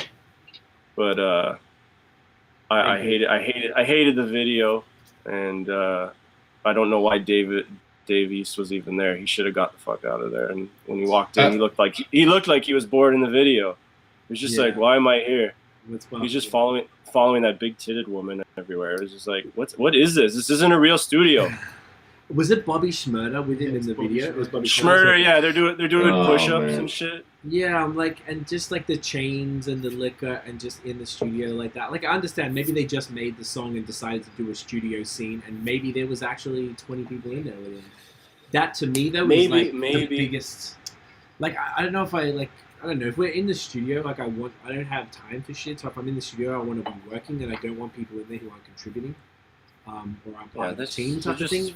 Just hanging out, flexing. Fucking around. Yeah, like, and it's cool. Like, Meek isn't for us. So I think he has his moments, but overall, I feel he's just in the reality. Daye. Oh, and my last one. Yeah, go on, sorry. My last one is Tona, Big Tona from Scarborough. He's dope. He just released his whole album, Good Energy, but it's only available to download right now. But next week, it's coming to all streaming platforms, and. Just a word on the street. Laylow and Tona, we actually did a drop, which is coming out next week. We've been working together with Tona. We just did some hats with him. So he just released all his hats that we did with him. Low Key Laylow was on that, but we're actually dropping a merch drop with Tona, which I'm excited for. So we're probably the city's going back to patios this Friday, which I just heard. So I don't know what that does. I'm not ready, so I'll probably open the following week. But we're doing like a IG takeover with Tona, and we're going to be releasing the shirts online on I think the Wednesday or Thursday, maybe Thursday at midnight or something. But the Tona album is crazy. That guy is so fucking good. It's honestly, it's just highway robbery that this guy isn't a fucking name that everyone talks about all the time. He's probably one of the smartest people I've ever met, and his lyricism is, it's just like, it's crazy, man. When you're that smart and you have a mind like that, you're gonna be spitting some shit. That's just like, I have to double take half of his songs because it's just so much coming. Shout out Big Tona, Scarborough's finest. Hell yeah, man. That's a pretty. Do you have a gunshot sound effect there, CFeezy? I actually don't. I got Wow. What the fuck was that? A boink? Wait. That was a boink. Wait. How about that? Keep up that energy. Keep it that good energy. Look at that. Positive. So we need to do that way more often. Yeah, the boing. Yeah, the boing. The boing's pretty lit. Yeah. We've got like just a couple quick topics, and then we can get to the segment that we're going to kind of surprise you with, Dan, which you'll enjoy. This is my favorite one. It's always fun. Do you want to do the topics real quick? Yeah. These topics aren't even really that good. I think we'll do it real quick. Yeah. First, let's do it quick. First thing, 50 Cent's New Jersey property was robbed for $3 million in cash and jewels. That sucks. Pretty bad. For Curtis. I'm sure he won't miss it. I'm sure it's insured, but I feel like rappers are getting robbed lately. Like, I don't know what the fuck is going on, but mans are like getting like full jacked regularly. I don't know. It seems like a pretty dangerous job to be like large, and known right now, particularly in the hip hop world in the States. So that's weird. Get some back or whatever. You already mentioned here, we have it written down, but James Harden executive produces the Baby and Durk album, so that's pretty cool. Nosh found a Scott Storch Instagram post where he announced that he was dropping a sunglasses brand called Storch Design, which is pretty cool. And I feel like that's one of the most on-brand fucking merch. Yeah, not even merch. Always got them on. Right? What took so long? Jesus. That's actually crazy. A great point. What took so fucking long? That's a good point. Yeah. So I think that's really interesting. I'd be curious. I don't think I would wear Scott Storch sunglasses, but I think he's really smart to be doing that, and I hope he succeeds because I think that's fucking awesome. Mariah Carey apparently had she left Rock Nation. They were managing her. Apparently she had a blow up with Jay. A huge, like, crazy meeting. No one said what it was, but apparently it just got like exploded. They were yelling and screaming, and she left And to further on that, I heard there was a response from Mariah on something saying that somebody was just making up a story and she didn't have any explosive altercation with Jay. So that was actually a couple of hours ago on Hip Hop DX again, because I see that shit on Instagram just pops up. So she clapped back saying, "Man's just talking shit. I was just spitting chips." What does she clap back on Twitter? Oh, click that latest thing right here. Maybe just go to Instagram. Okay, can you read it out, Dan? Dan's going to read it out. Oh, okay. So I don't know what the video is exactly. The video is Heartbreaker. Okay, cool. So she literally took a clip of that, put it on her Instagram, and the caption is, "The only explosive situation I'd ever get into with Hove is a creative tangent, such as our #1 song, Heartbreaker." Yeah. So the people who make up these lies, I say poof, vamoose, son of a bitch. That's pretty cool. Well, you don't know that line? Yeah. Makes it is, yeah. It's like the big last line. But yeah, okay. So that's great. I'm glad to hear that because I know Mariah's a queen. I would never want her and Jay to beef because they've done a bunch of great songs together. So that's classic kiss. And the last thing, if we want to, I don't know, we don't want to talk about it too much because fuck them, but the Floyd Mayweather and Logan Paul fight went down last night. We were all watching it, texting and stuff. Jokes. Do you want to talk about it? It's just funny. Yeah. The whole event was so boring. I actually hate boxing. The whole time we were like, why are we watching fight, so boxing fucking sucks. I hate boxing. Oh my god, it's so boring. So boring. Particularly once you've seen MMA, like boxing is like just dumb. Honestly, yeah, UFC is so much better. So much better. And look, and they kept saying, do you know what was funny? They kept on the lead up to it was like Floyd is fighting Logan Paul, blah blah blah. And then the whole night they kept saying every time in this exhibition match, Floyd, and they kept saying so. Look, it's real like it was 8 rounds, 3 minutes. Logan lasted 3 rounds, which is I guess commendable. But and even Logan said at the end he was like, maybe Floyd let me live type of thing. Yeah, which I think he did because Floyd was just like, did you see one of the punches? Yeah, Logan got some good ones. Floyd, sorry, he absolutely punched him with like a right hook, and it looked like he kind of knocked him out. And I saw videos on like 6 Plus TV, and Logan was literally dangling like his whole dead weight. Oh, when he him. held the rope? No, on Floyd. Like Floyd was literally holding him up. Held him up for a sec. sec. Yeah, it was holding So him he up. did let him go. It looked like he let him because like he absolutely punched him in the face, and Logan that's was cool. gone. But like, yeah, he kind of held him up. I guess people would have wanted to see him, but maybe they had an agreement or something. Yeah, maybe. I don't know. It's just money. It was just like again, like a showcase of how brilliant fucking Mayweather is, just getting everyone sucked in for a nice fight. He's the most evasive, planned out, methodical, master fucking marketer, boxer that's ever lived, made the most money, blah, blah, blah. And like, I guess like each fighter deserves a hats off because, the big cunt, he's like 200 plus pounds. He went 8 rounds carrying all this muscle around. And then Floyd's just dancing around with this big cunt and having to take thunderous, even though he's blocking shots, he's still taking some heat. And like, I think it was like actually quite it's more of a smart marketing move and a very brief fucking jizz in the pan for the viewers. But like, it's just, I don't know, it's like, it's a tip of the hat physically because like, they're both different weight classes. You can't compare that kind of shit. Doesn't happen often, that kind of opposed sort of weight and reach and all sort of. But then, Floyd is the multi-weight division kind of boxing, and it's just kind of, it was cool, but it was something that we all kind of watch, hate, take the piss out of, but it was still overall like everybody held their own.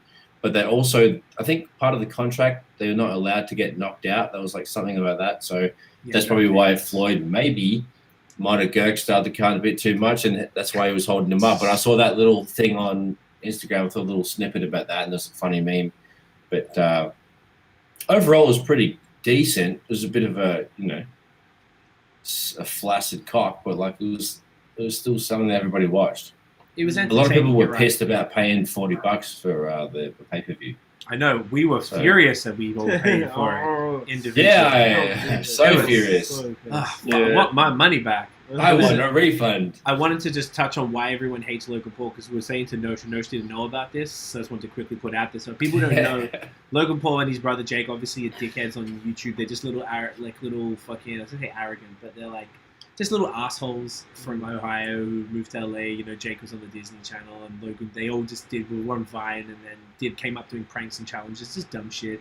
Logan did this video at the sort of peak, maybe 2-3 years ago in Japan, and where there's this place called the Suicide Forest and next to Mount Fuji, and where people go to kill themselves. They don't know why, there's some weird energy. Oh, Japan, yeah, I know that. So he went to the forest, and they found a body, like legit found a guy hanging from a tree. And they filmed it, put it in the vlog, and put it in the thumbnail. So because of that, Logan had to do those multiple apologies. It was like all of his like arrogant fuck shit because he thought he was untouchable kind of came crashing down. And because of that, YouTube demonetized because we were monetized across all of our platforms. YouTube demonetized every account that had less than 1,000 subscribers, and we had to have 4,000 watch hours in a year. So basically, we haven't high season. We have and BOS podcast. We're like less than 500 hours away from being monetized again. But I had a grudge against him because it fucked me up. Like we earned it on high season, and we earned a decent chunk of money from that every month. We could be earning from BOS and from this every month, but we're not because we have to catch back up to that time. And because of him, he fucked it up. So I think a lot of people, I think a lot of YouTube, particularly smaller YouTubers, were pissed about that because it actually affected. It wasn't like I was caking or anything, but it just pissed me off because I could be making I have technically lost money because of it, technically. So I would have liked to see him kind of get knocked out, but I think you're right, Notion, that he was like, fuck, gave him a little bit of a hard line pause and then ended up just holding his ass up. So anyway, that happened. That's So- some wild backstory, mate. Fuck that cunt. Yeah, basically. Yeah, I was just I would have watched the fight with that. If I had known that, I would be like, yo, I gotta watch this guy get fucking knocked out. Yeah, I was really too busy hoping. watching. I was watching the Bret Hart documentary, man. I was zoned in. I respect it. Yeah. Hey, man. I was busy. Best there is, best there was. So I'm I saying, agree. I love wrestling. These guys really don't like wrestling, but I like. Yeah, It's just me. I Oh, used to, C's strongly. used went to on a, bangs with it. Oh yeah. my god. Last week was quite the. Nosh was telling me, he's like, Nosh's girl was watching the podcast, and she said she noticed that viewers dropped when I went on my anti-wrestling rant. People were like, logged out. So I'm like, sorry guys, I love wrestling. It's great. I know. Dude, I mean, you don't have to like it now. I mean, it's like hip hop. Like you don't have to like the new cats now. But fuck, man, respect the fucking WWF golden era Oh, and the Attitude Era. Mhm. That's all you need to care about. 100%. When we were growing up, like when Steve Austin came out, man, the glass Iconic. shattered. Shit That got was- real, and the glass. You were watching Oh. the show. Every show would just start, and like it's just a crowd, and then the glass smashes, and the shit's on. Like you're Oh. just like, I'm in. That was Like the you don't best. know what's gonna happen. Mhm. And back Mhm. then, there were no rules on TV. Like I don't know how the fuck they got away with all the shit they No. filmed. That's They're true. they were fuck. He's giving stunners to women. They're fucking throwing like fucking people through like everything. Like it was so violent. It was crazy. Like like the show just changed like incredibly. And then like I think it was like before the John Cena days. I gave up like as soon as like The Rock retired or something. I don't remember. It was makes like sense. That makes sense. the Like, one of the last guys that went out.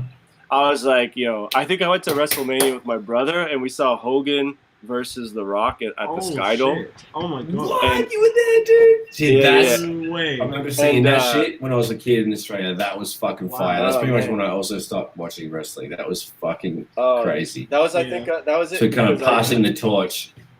Yeah, that was it. Because I had just got back from Cancun, so that's like when that was. I was like That's in so high school crazy, man. after like a Cancun trip, and I went to WrestleMania with my brother, and like, man, we had the time of our life, and we were both like, yo, I'm done with wrestling. Like, I have to grow up. Like, this has to be over, man.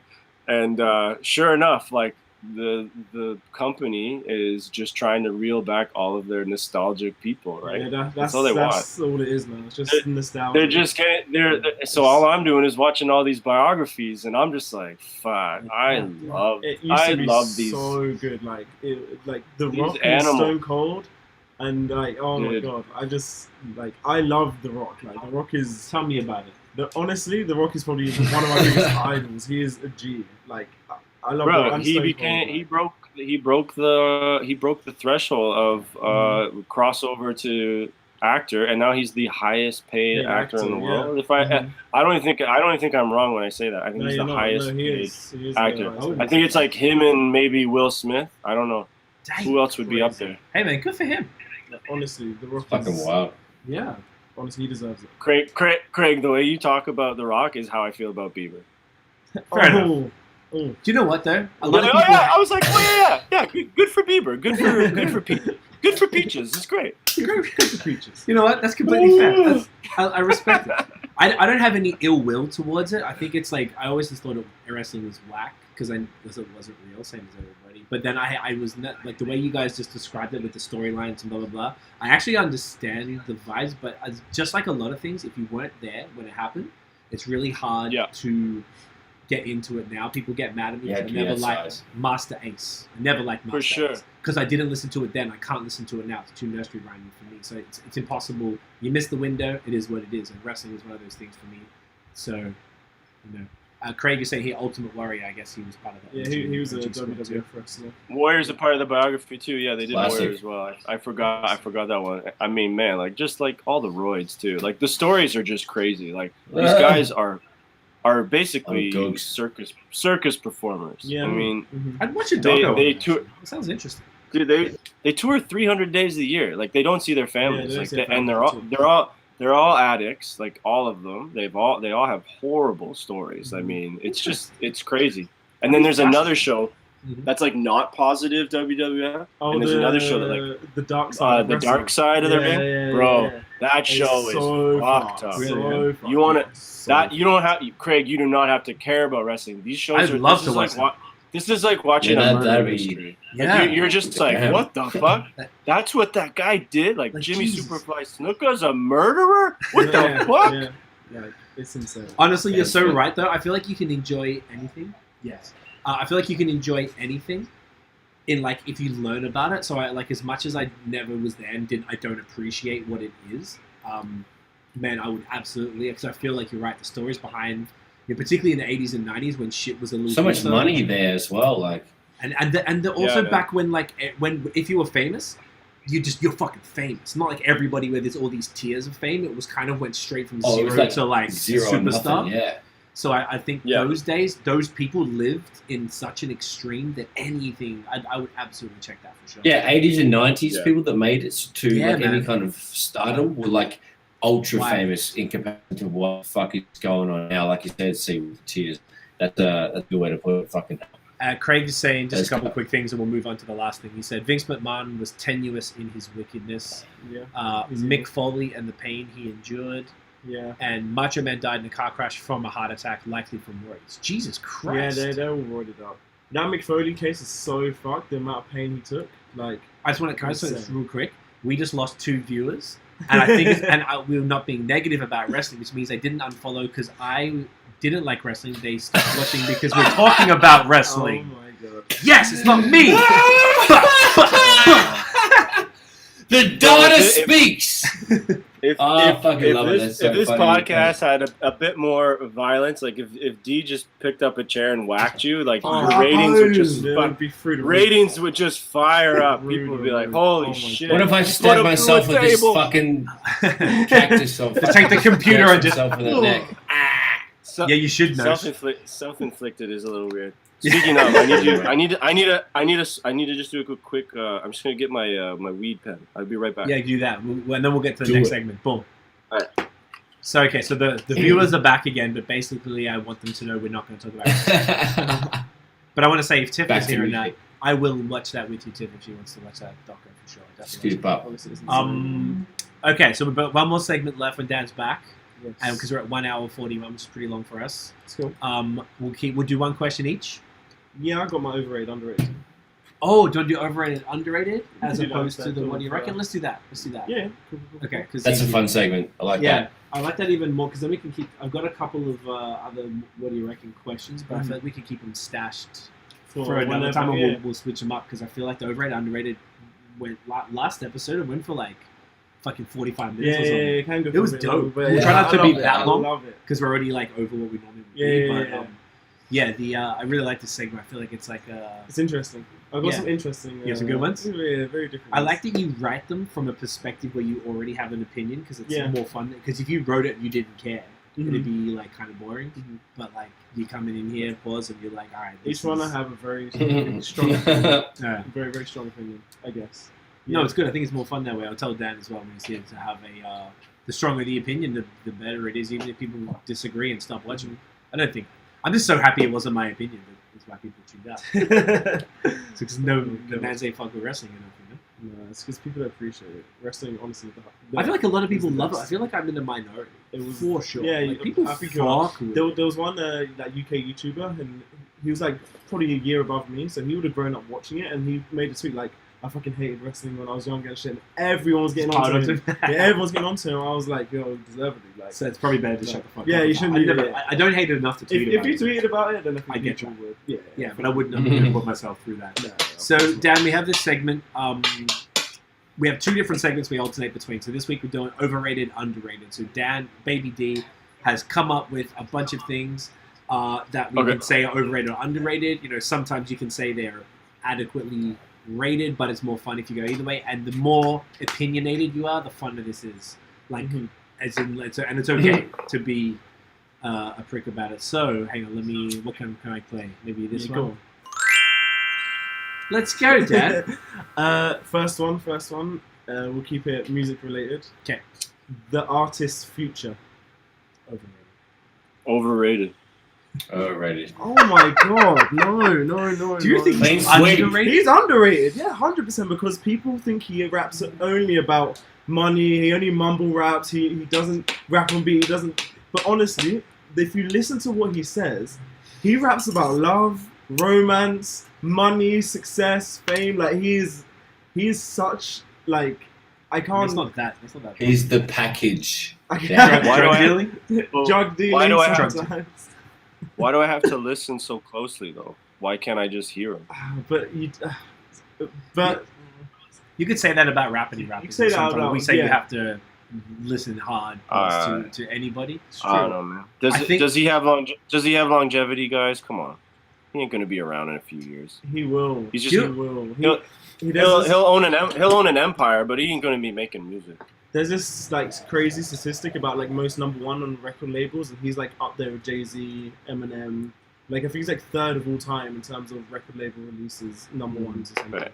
So, Like- question then. This is always the thing that our old asses say about the new music. Like, do you think people who are maybe 18 now and they get married in their late 20s or some shit, Mhm. are they going to be playing Future at their weddings?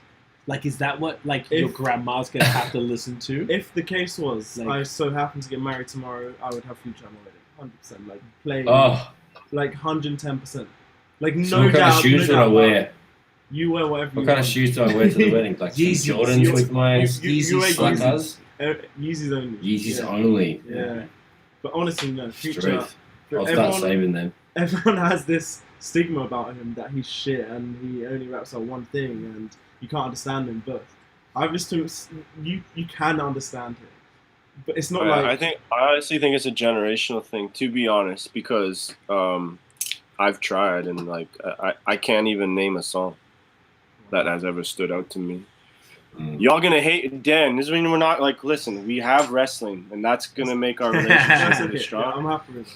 But it's not even that I hate him. It's not that I hate Future. I just don't think, you know, that is literally the future of the music scene. Like it's a flash in the pan, man. He made a lot of money, and now he's got to invest his money, and he'll be a rich fucker for the rest of his life. But trust me, he ain't a musician, bro. I know, man. He's got melodies and flows.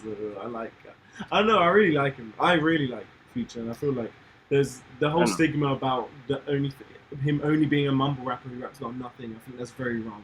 Unless you actually, if you got up his lyrics, for example, and if you really wanted to tell what he was saying, you actually read the lyrics, you'd read like it's very different to what you would assume.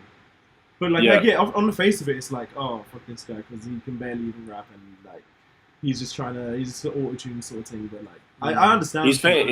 He's famous for a reason. Like, don't Yeah. get me wrong. I mean, he's obviously smarter than I am, so he's obviously doing something right. But it's just like, yeah, I don't know. It's a club thing. I just like missed the boat. I'm sure if high school back in the day, I'd probably be banging it. Like, you know, Yeah, I think my age group, like, we all thought Diddy was like the fucking god back then. But then I got older, and I'm like, God, this guy literally yelled out he's taking old songs and making them better, and I never even picked up on that. And then I'm going back to all the old songs. I'm like, this motherfucker stole everything. Like, Jesus. Yeah, it's you're right. I think it's just a generational thing. I feel like it's like this generation stuff. A lot of it's like no substance, just vibes. So it's all about, it's like a vibe. It doesn't have to say anything. They don't care. For sure, but for D, it's an emotional attachment. It's because it reminds him of his growing up now, because it's a part of his life, It's true.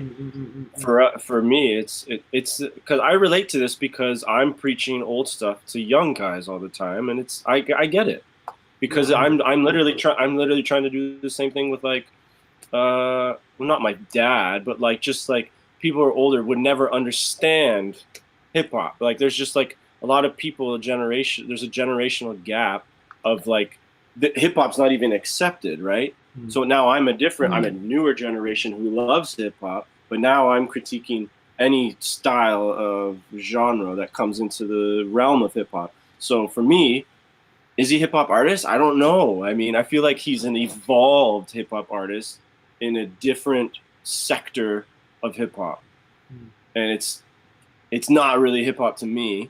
I feel like it's kind of the Drake route. It's like it's a meticulously well thought out pop genre of rap. There you go. That's a good take. No, you're right. I Well agree. said. I agree with that. Yeah. And he made a lot of money, so you can't deny success. That's all I'll say. I don't Look at want to that insult formula. anyone. I can't even add anything to that. That's true. Next All right, one. next one. We'll go very different topic. Avocado. Mm-hmm. Overrated, underrated. Oof. Like Underrated. underrated. Overrated. It's Love it. underrated. It's overrated. You know what? I- After you eat it, and you can make a fucking plan out of it, cunts. Do that. Look at Bloody it. ripper. Gorgeous. See? No, she'll show you. That's how it's done. Oh, No, I Just love. eat it. Give it a bite, no? How's it Yeah, taste? give it a right now. Give it a I'll tell you nib. what. Get a little nibble. Have a nib. No, It's underrated That's for fucking sure. Andy, mate. I think it's We just overrated gave, because Yeah? I love avocado. It's great, but I feel like people speak about it as if it's changed their lives, and I feel like people also speak about it like it tastes amazing or it tastes like this, but it's good, but it's not like in that world class category of amazing food. Like it's good, but people act Yeah. like it's unreal. Like it's alright. Like it's good. I like it. Mm. That's why I think it's overrated. Not because I think it's Good bad, for you. but I think Healthy it's oils for your body. Okay.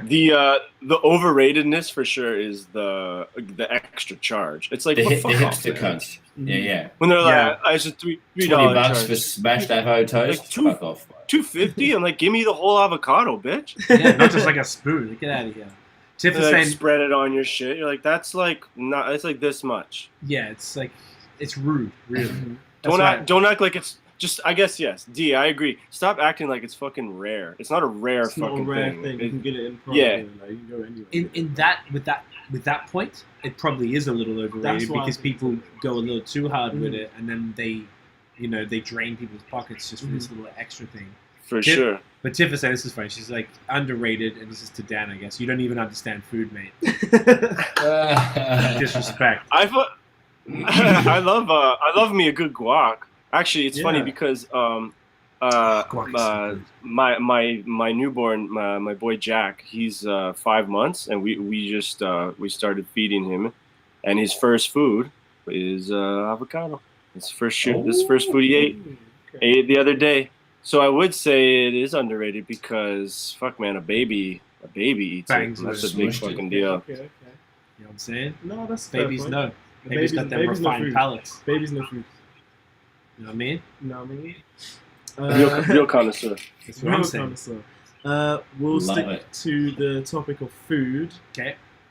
French fries dipped in milkshake. Ooh, underrated.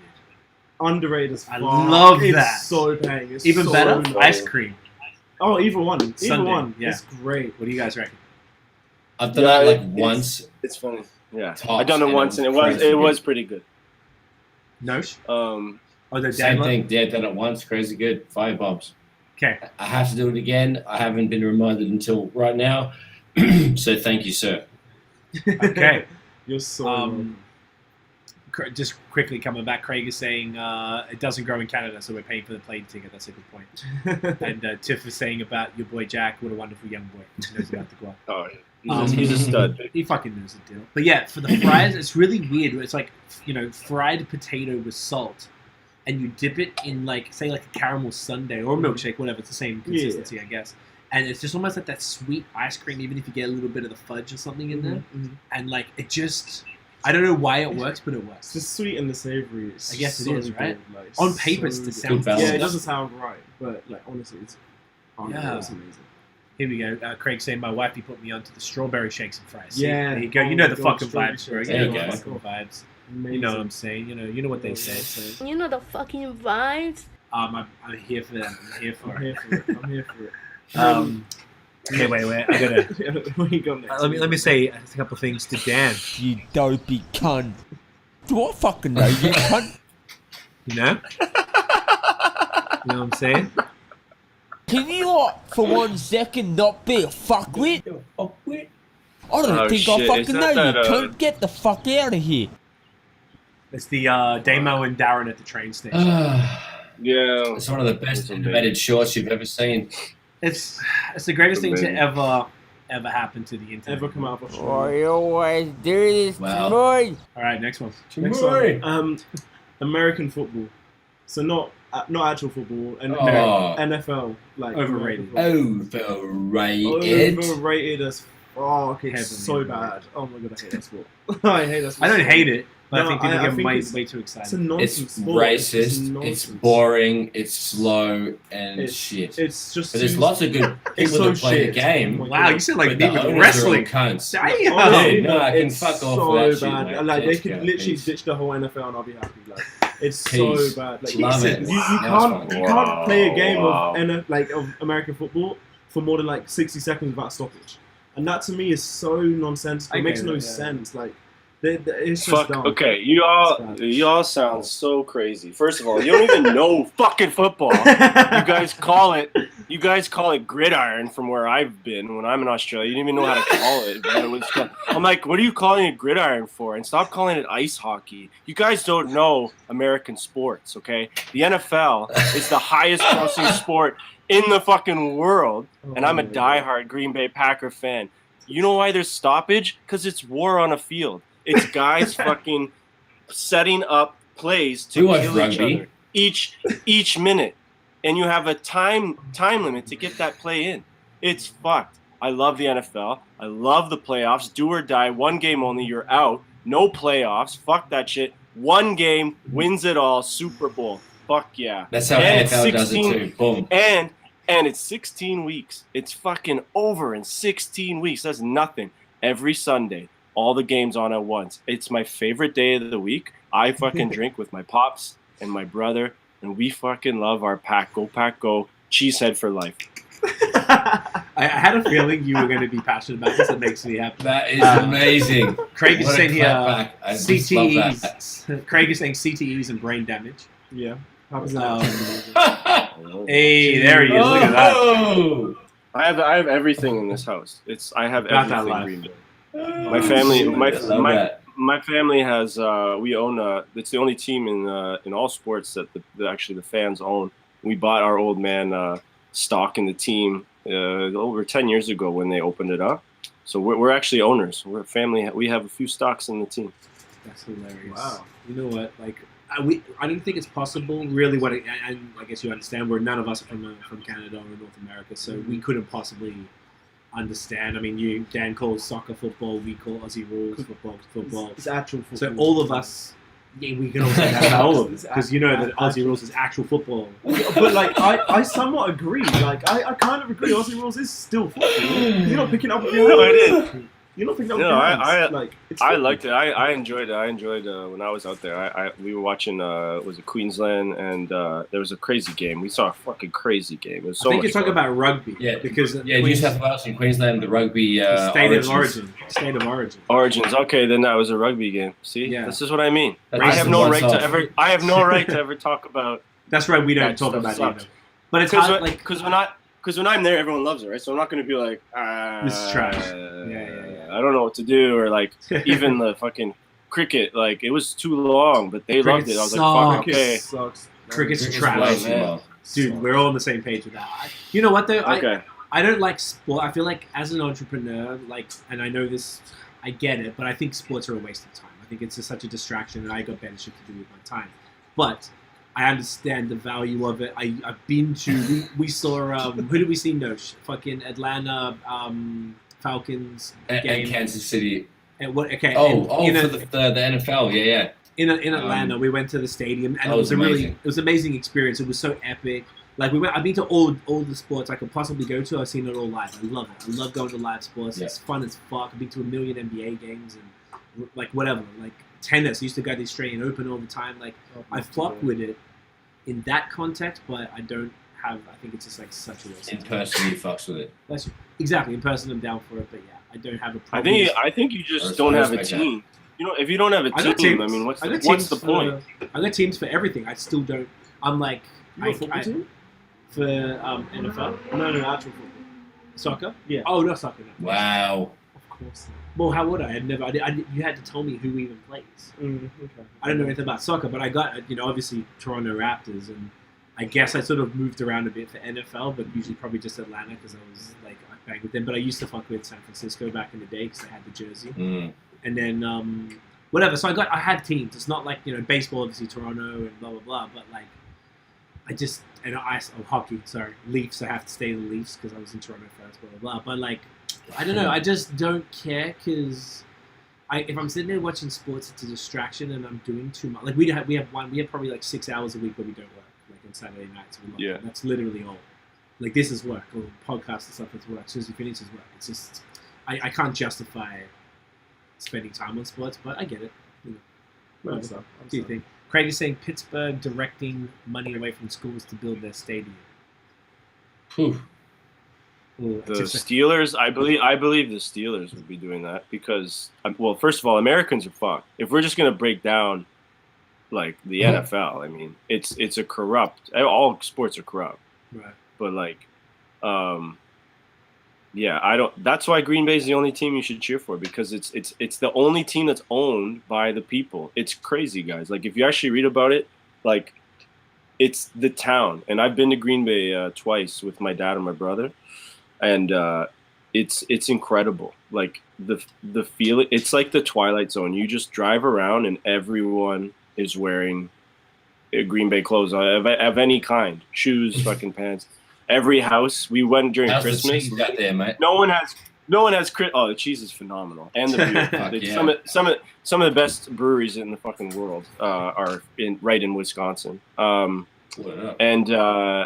Like Spotted Cow. Have you had Spotted Cow? Yeah, New Glarus, Spotted Cow, yeah. Oh, yeah, they're fucking amazing. They're amazing. Yeah. But, yeah, like even during Christmas time, like everyone has just green and yellow lights and shit. It's so fucking hilarious, man. But yeah, I believe Pittsburgh's taking money 100%. I mean, trash. all those teams are trash, man. Hot garbage. Sports. All right, next one. So we're sitting at 2 hours, so like... Bro, I smoked weed at the perfect time. That's so good. My next one is trash TV. Trash TV? Like, I know, like The Bachelor or Love Island or just Overrated. dumb TV. It's overrated, and hopefully it dies soon. I think me and you are lying. Underrated. It's underrated. I fuck with it, bro. I love dumbass I shit. love it so much. That's one thing. Peace. I would rather watch the Kardashians than the sports show. Okay, that's wild. I would rather do neither. I'd rather make a beat or mix a song. Well, same, but if I had to choose, I'm just saying, like, I would rather waste my time doing that. It's fun. Listen to music and look at the wall or outside. Like, do you know what? Shows like Love is Blind. Yeah, that's so like fucking dumb. It's like, oh my god. I used to hate it, and the only time we watch TV is with dinner. So you're eating food is the only Yeah. time I let myself do something for like 30 to 60 minutes, whatever. And sometimes like we would watch different stuff, like whatever, The Circle on Netflix or their Love is Blind was so dumb. I don't know. It was like I got an appreciation for it over time. At first, I would have been like, "Yo, like this is the Yeah, but hottest." Craig, it's different because you appreciate the production value. You don't give a fuck about the show. You're probably watching in a different light because it's the job. It's the way they like. I've been forced to watch all this shit. Like, and I love my wife, but like I would watch it with her and her sisters. Like during COVID, Love is Blind came out. I didn't know this stupid fucking show. Yeah, so dumb. And when COVID happened, it just so happened that her sisters had nowhere to be, so we all lived together, and we. You know, I'd be fucked. I'd like go downstairs and I don't get to choose the show, and I'm like, what the fuck? I'm like, what are you watching? And then I didn't get sucked in. I just sat and like waited for it to end. And honestly, man, like I hate that stuff. Like it was great when like Survivor came out. Like Survivor's still fucking good. I don't even watch it, but I know people like it a lot still. But like, what was it? Big Brother and Survivor? Like, what really started this fucking enigma of reality TV? Yeah, I think it was Survivor. You're right. I think it was the and then Big Brother was basically next. Big Brother. And then right.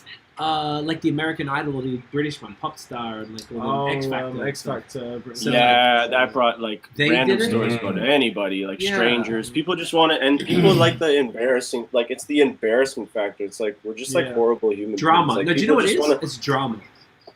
Yeah, it's really but drama. like the drama's so stupid, and it's like that's what bothered me. Like, yeah. As soon as it was over, I was like, listen, I'm choosing the next show we watch, and you got like all three of you have to sit through it. no matter how long it is. Do I you like remember that. I picked this- Christmas the Christmas 12. I picked The Sopranos. That's smarter. Yeah. But That's so good. There was the Christmas Fucking hell. one called 12 Dates of Christmas. It's horrible. So But bad, it's like- it was great. It's Like, so bad, it's good. And we have a thing as well where we watch. He loves all of them. He Dad loves does? all of these Yeah. shows. No, It's crazy. all my friends watch it. Talking about the bad movies thing. We Oh have my a God, thing the bad which ties. movies. I think this explains our thing. Yeah, so we over Christmas we just watched a bunch of really, really, really bad movies. Just- Intentionally. Intentionally, like just because they were bad, and it was so funny just how much they didn't Just try. all you're doing. So what the fuck? Why They- did you do that? it's like, No, they that's not didn't consistent. try. Look at the sign; it's different. The Like, sign's different all after of like this- 2 scenes and shit. Like it's like almost honestly, like fun, and it's maybe that so comes fun. back to what you said earlier, Dan. Like you maybe are right because we're picking out the production Yeah, of it, yeah, the true, acting, like. In reality TV, one that I actually like, Tiff got me into the Real Housewives of Atlanta. At first, she's always put it on, and it just sounded like, meh, meh, meh, meh, meh, meh, and I would turn it off, shut up. But then, I don't know why, all of a sudden over this Christmas, it just kind of like clicked. I'm like, oh, I get it. Like, oh my I get it. There's a pattern to it, and maybe that's what it is. It's the analyzing. And as soon as I understand the pattern, and then the interpersonal relationships between these people, I'm like, okay, so Yeah, she's a could fucking be idiot. it. This that girl's actually a boss, and I see she's got this company and this company and this company, and then she hates this bitch because she always talks shit. I'm like, and I start to Right, and then it's- understand it. And then it's all the editing, right? It's all editing editing. and editing. And cue to this stupid fucking part. Or like, all right, show this girl jump in the hot tub now. All right, now we got to show this guy in the shower with this girl. Like, let's make a story out of this. Out of nothing. I mean, literally, podcasts are fucking it's reality TV. It's just now it's just vocal, and we're just listening to people live, and we don't even know who they are. I mean, it's the same fucking thing. I mean, would podcasts even be something without reality TV? That's something to even think about too. There's certain genres of podcasts that probably wouldn't exist because of that, like for sure. Because it's real time. It's Yeah. real time. It's like people just talking. That's true, and it's like it can be edited and manipulated to be like that. But or it you doesn't gotta- have to be because it's No, it doesn't have to natural and organic, and people Yeah. love that. They love it's a connection because that's the thing, right? This is us like breaking down this shit. It's Yeah. like reality TV is us just trying to find faults in other people so we don't feel bad about ourselves, right? And then essentially, like we're just like basically making fun of people, and then you'll hate yourself if you relate to one of those characters for sure. You'd be like, "Fuck that guy, he sucks." That's a really great point. You see something in yourself. There's a bunch of comments following up on that. Craig says it's an exercise in sociology in its worst mode. Well, Interesting. agreed as well. Definitely sociology. He'll say like 90 Day Fiance, exactly. The one that people like. Tiff saying this is about Real Housewives of Atlanta. She said Candy's on there, and she's a boss. Candy Barres from Escape. So she's the boss. She wrote No Scrubs for TLC, and she did all the Escape records, which are incredible. So, you know, she's actually cool. And also a lot of artists and personality we know are on it, which makes it interesting. That's a good point. It's the first reality TV show with a radio shadow. What does that mean? I don't know what she means. So First reality TV show with Show. a, Radio oh, show. the first reality show was a radio show. I get it. Yeah, Dan. So you are right. There you go. So you're right, Dan. Uncle D. That the first reality Crazy. show was a radio thing. So it has played. They took it from audio to television, then we've taken it back to audio, and then we've brought in this video again. It's almost like this full circle thing. Because even podcasts started having video portions. This is too What are much. you That has talking some about? sound effects for that. Quick, That's quick. kind of big. What do I need? What are you looking for? Like I don't podcast know, inception, Yeah, Twilight music. Oh. Oh, Dude. it's kind of freaky, you know. Dude.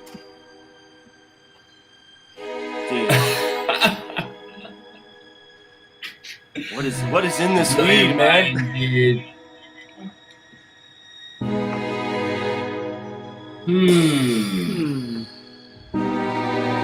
Answers, we have them.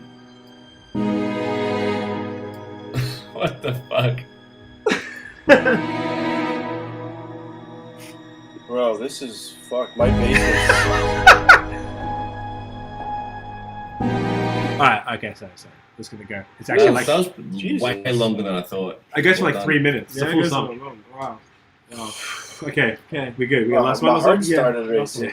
Last one. It's quite mood setting, isn't it? Yeah, Almost that's the longest really podcast ever. insane. Okay. I just went through a lot in the last. We should like get a hug going somehow. Like, Yeah. I'm here, but I think just we like need to. Maybe bring back sorry, the clap. guys. Maybe bring back the Yeah. clap just for a Yeah, second. just to make Yeah. it right. Oh, thanks, guys. Well done. Yes, good show. Well done. You guys are all great. You guys are all great. And a little Feel last better. I one. feel better. There you go. Oh. Back to normality now. Got some Okay. applause and a boner. I'm way. Yeah, but I was gonna say boner too. That's hilarious. I was like boner. Boner. All right. Last one. Last one. Bringing it back to the music. Okay. The UK music scene, overrated, underrated.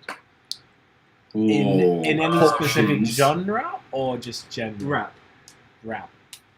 The rap. Oh, I guess for sure underrated. I mean, Loyal Carner is probably one of my all-time favorites right now. Loyal Carner is a G. I know him.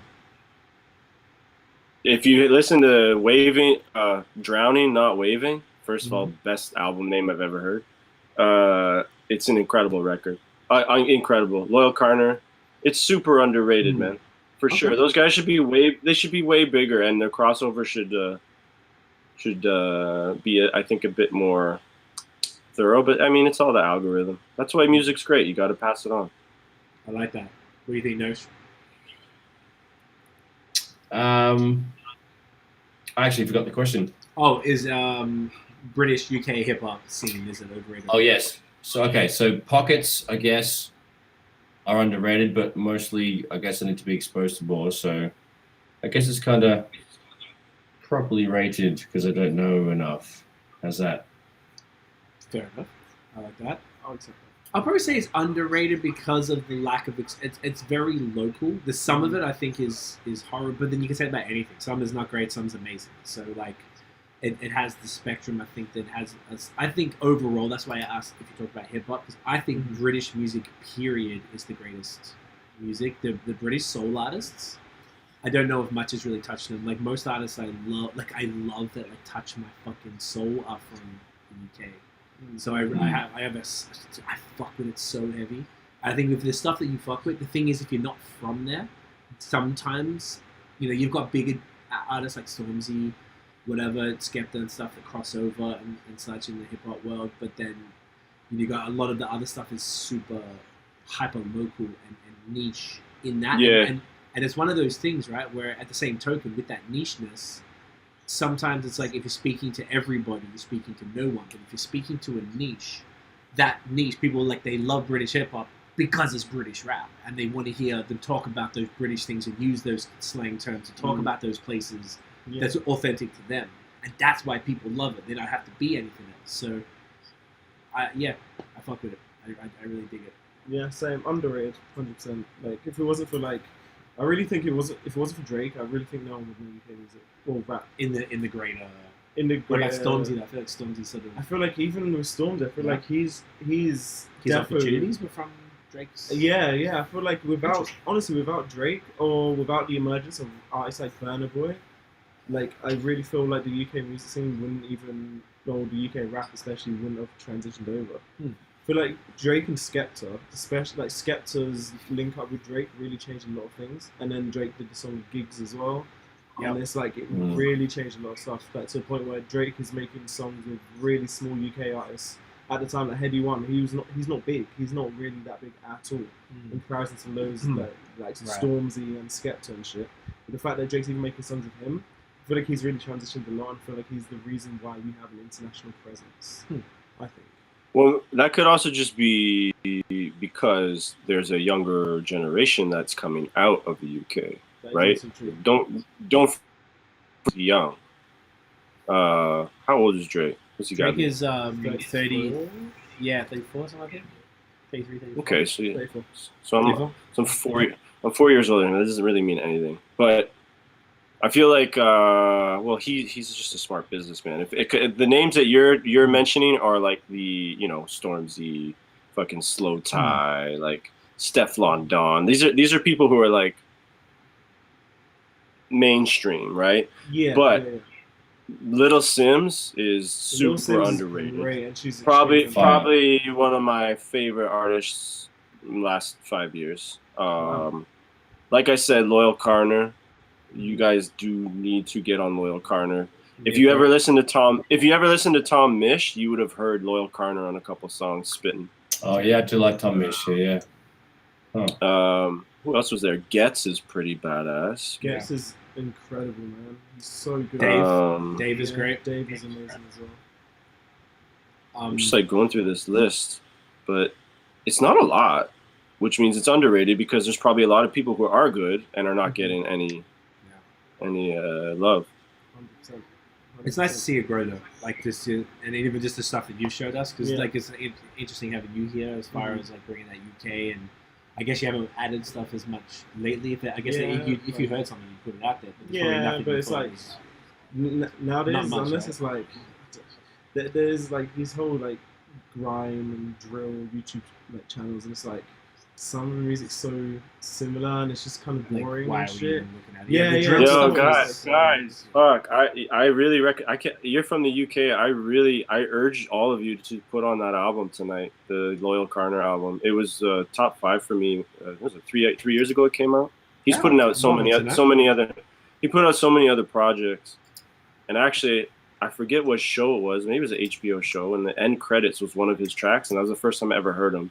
And I had to Google it. I had to Google it. I was like, "What the fuck?" The beat was so dirty. Are you back to my Mad Lib? No. All right, I'm with it, man. We'll listen to it right as soon as we're done. I'm with it. We're gonna be working after you guys will all love that. You guys will all love that. Like hands down. It's the shit you love. And he's so articulate. Yo, he's worked with everybody. Hey, Jordan Rakey's from Kiwi. I knew he was from Australia, but he's produced for him. Oh, Jordan is fucking Rakey's sick. Crazy. That new song he did. Yeah, that whole album. He did that whole really weird album. Shit, his latest one. Okay, I'm sold. Mad Lib Beach, that's crazy. And Mad Lib too. Oh, Charlotte Day Wilson? Fuck off. Okay, I'm here for it. Let's go. Bro, just get on that album now, and then wait till you hear him on like all of his featured tracks. His featured tracks, like even when he's just featured, you're just like. Every time I played him at Laylow, let's just say this. Every time I played him, there would always just be someone come up to the bar and ask one of us, like, sorry, what's playing right now? All the time. On it, done. Yeah, Georgia knows you mentioned. That's fucking great. He got some features. Sound on the joint. All right, on it.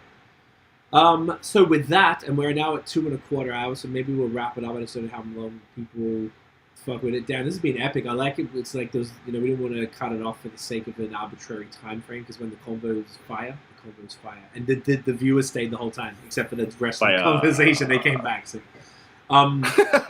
hey man, I'm here for it. Dude, thank you so much for hanging out. This is a real pleasure to be able to chat with you on like a different vibe than we always do on. You've been on BMS, like I said, a couple times, so it's dope that you come through here. We can just like chat music, because just like you, man, I feel like I don't get to do it as much. We get to do it every week. It's my favorite thing about this podcast, that it's an excuse for all of us to talk about music. So it's your passion for this is totally perfect, and this was like great energy as always, bro. So I appreciate your time, man. It's fucking yeah, man. I just want to hang out.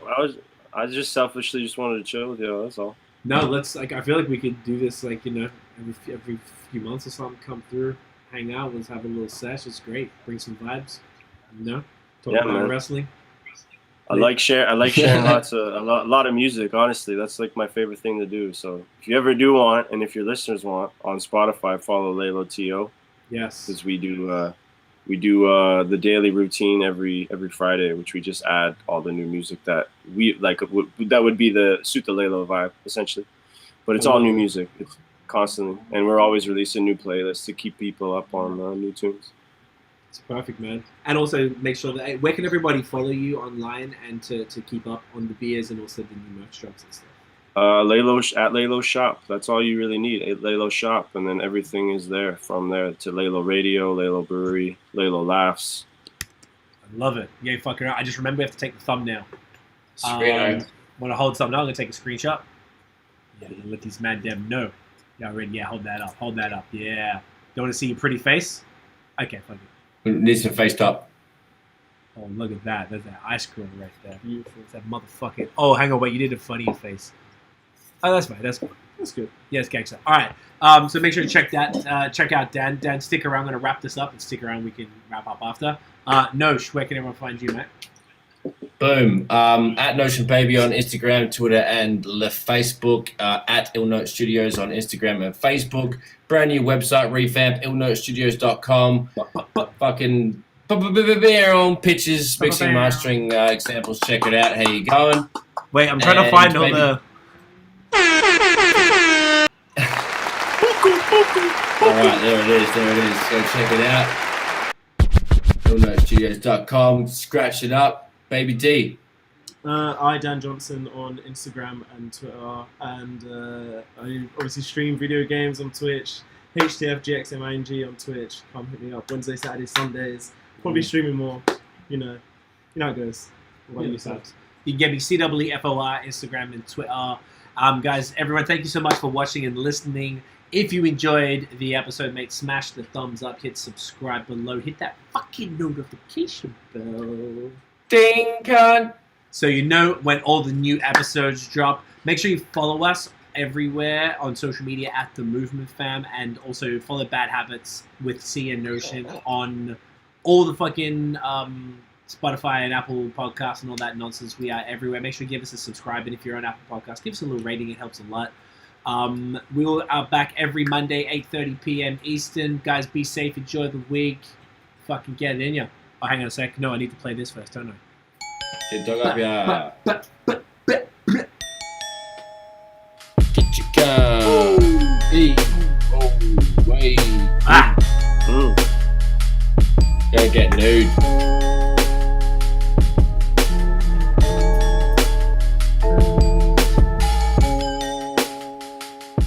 Get a dog.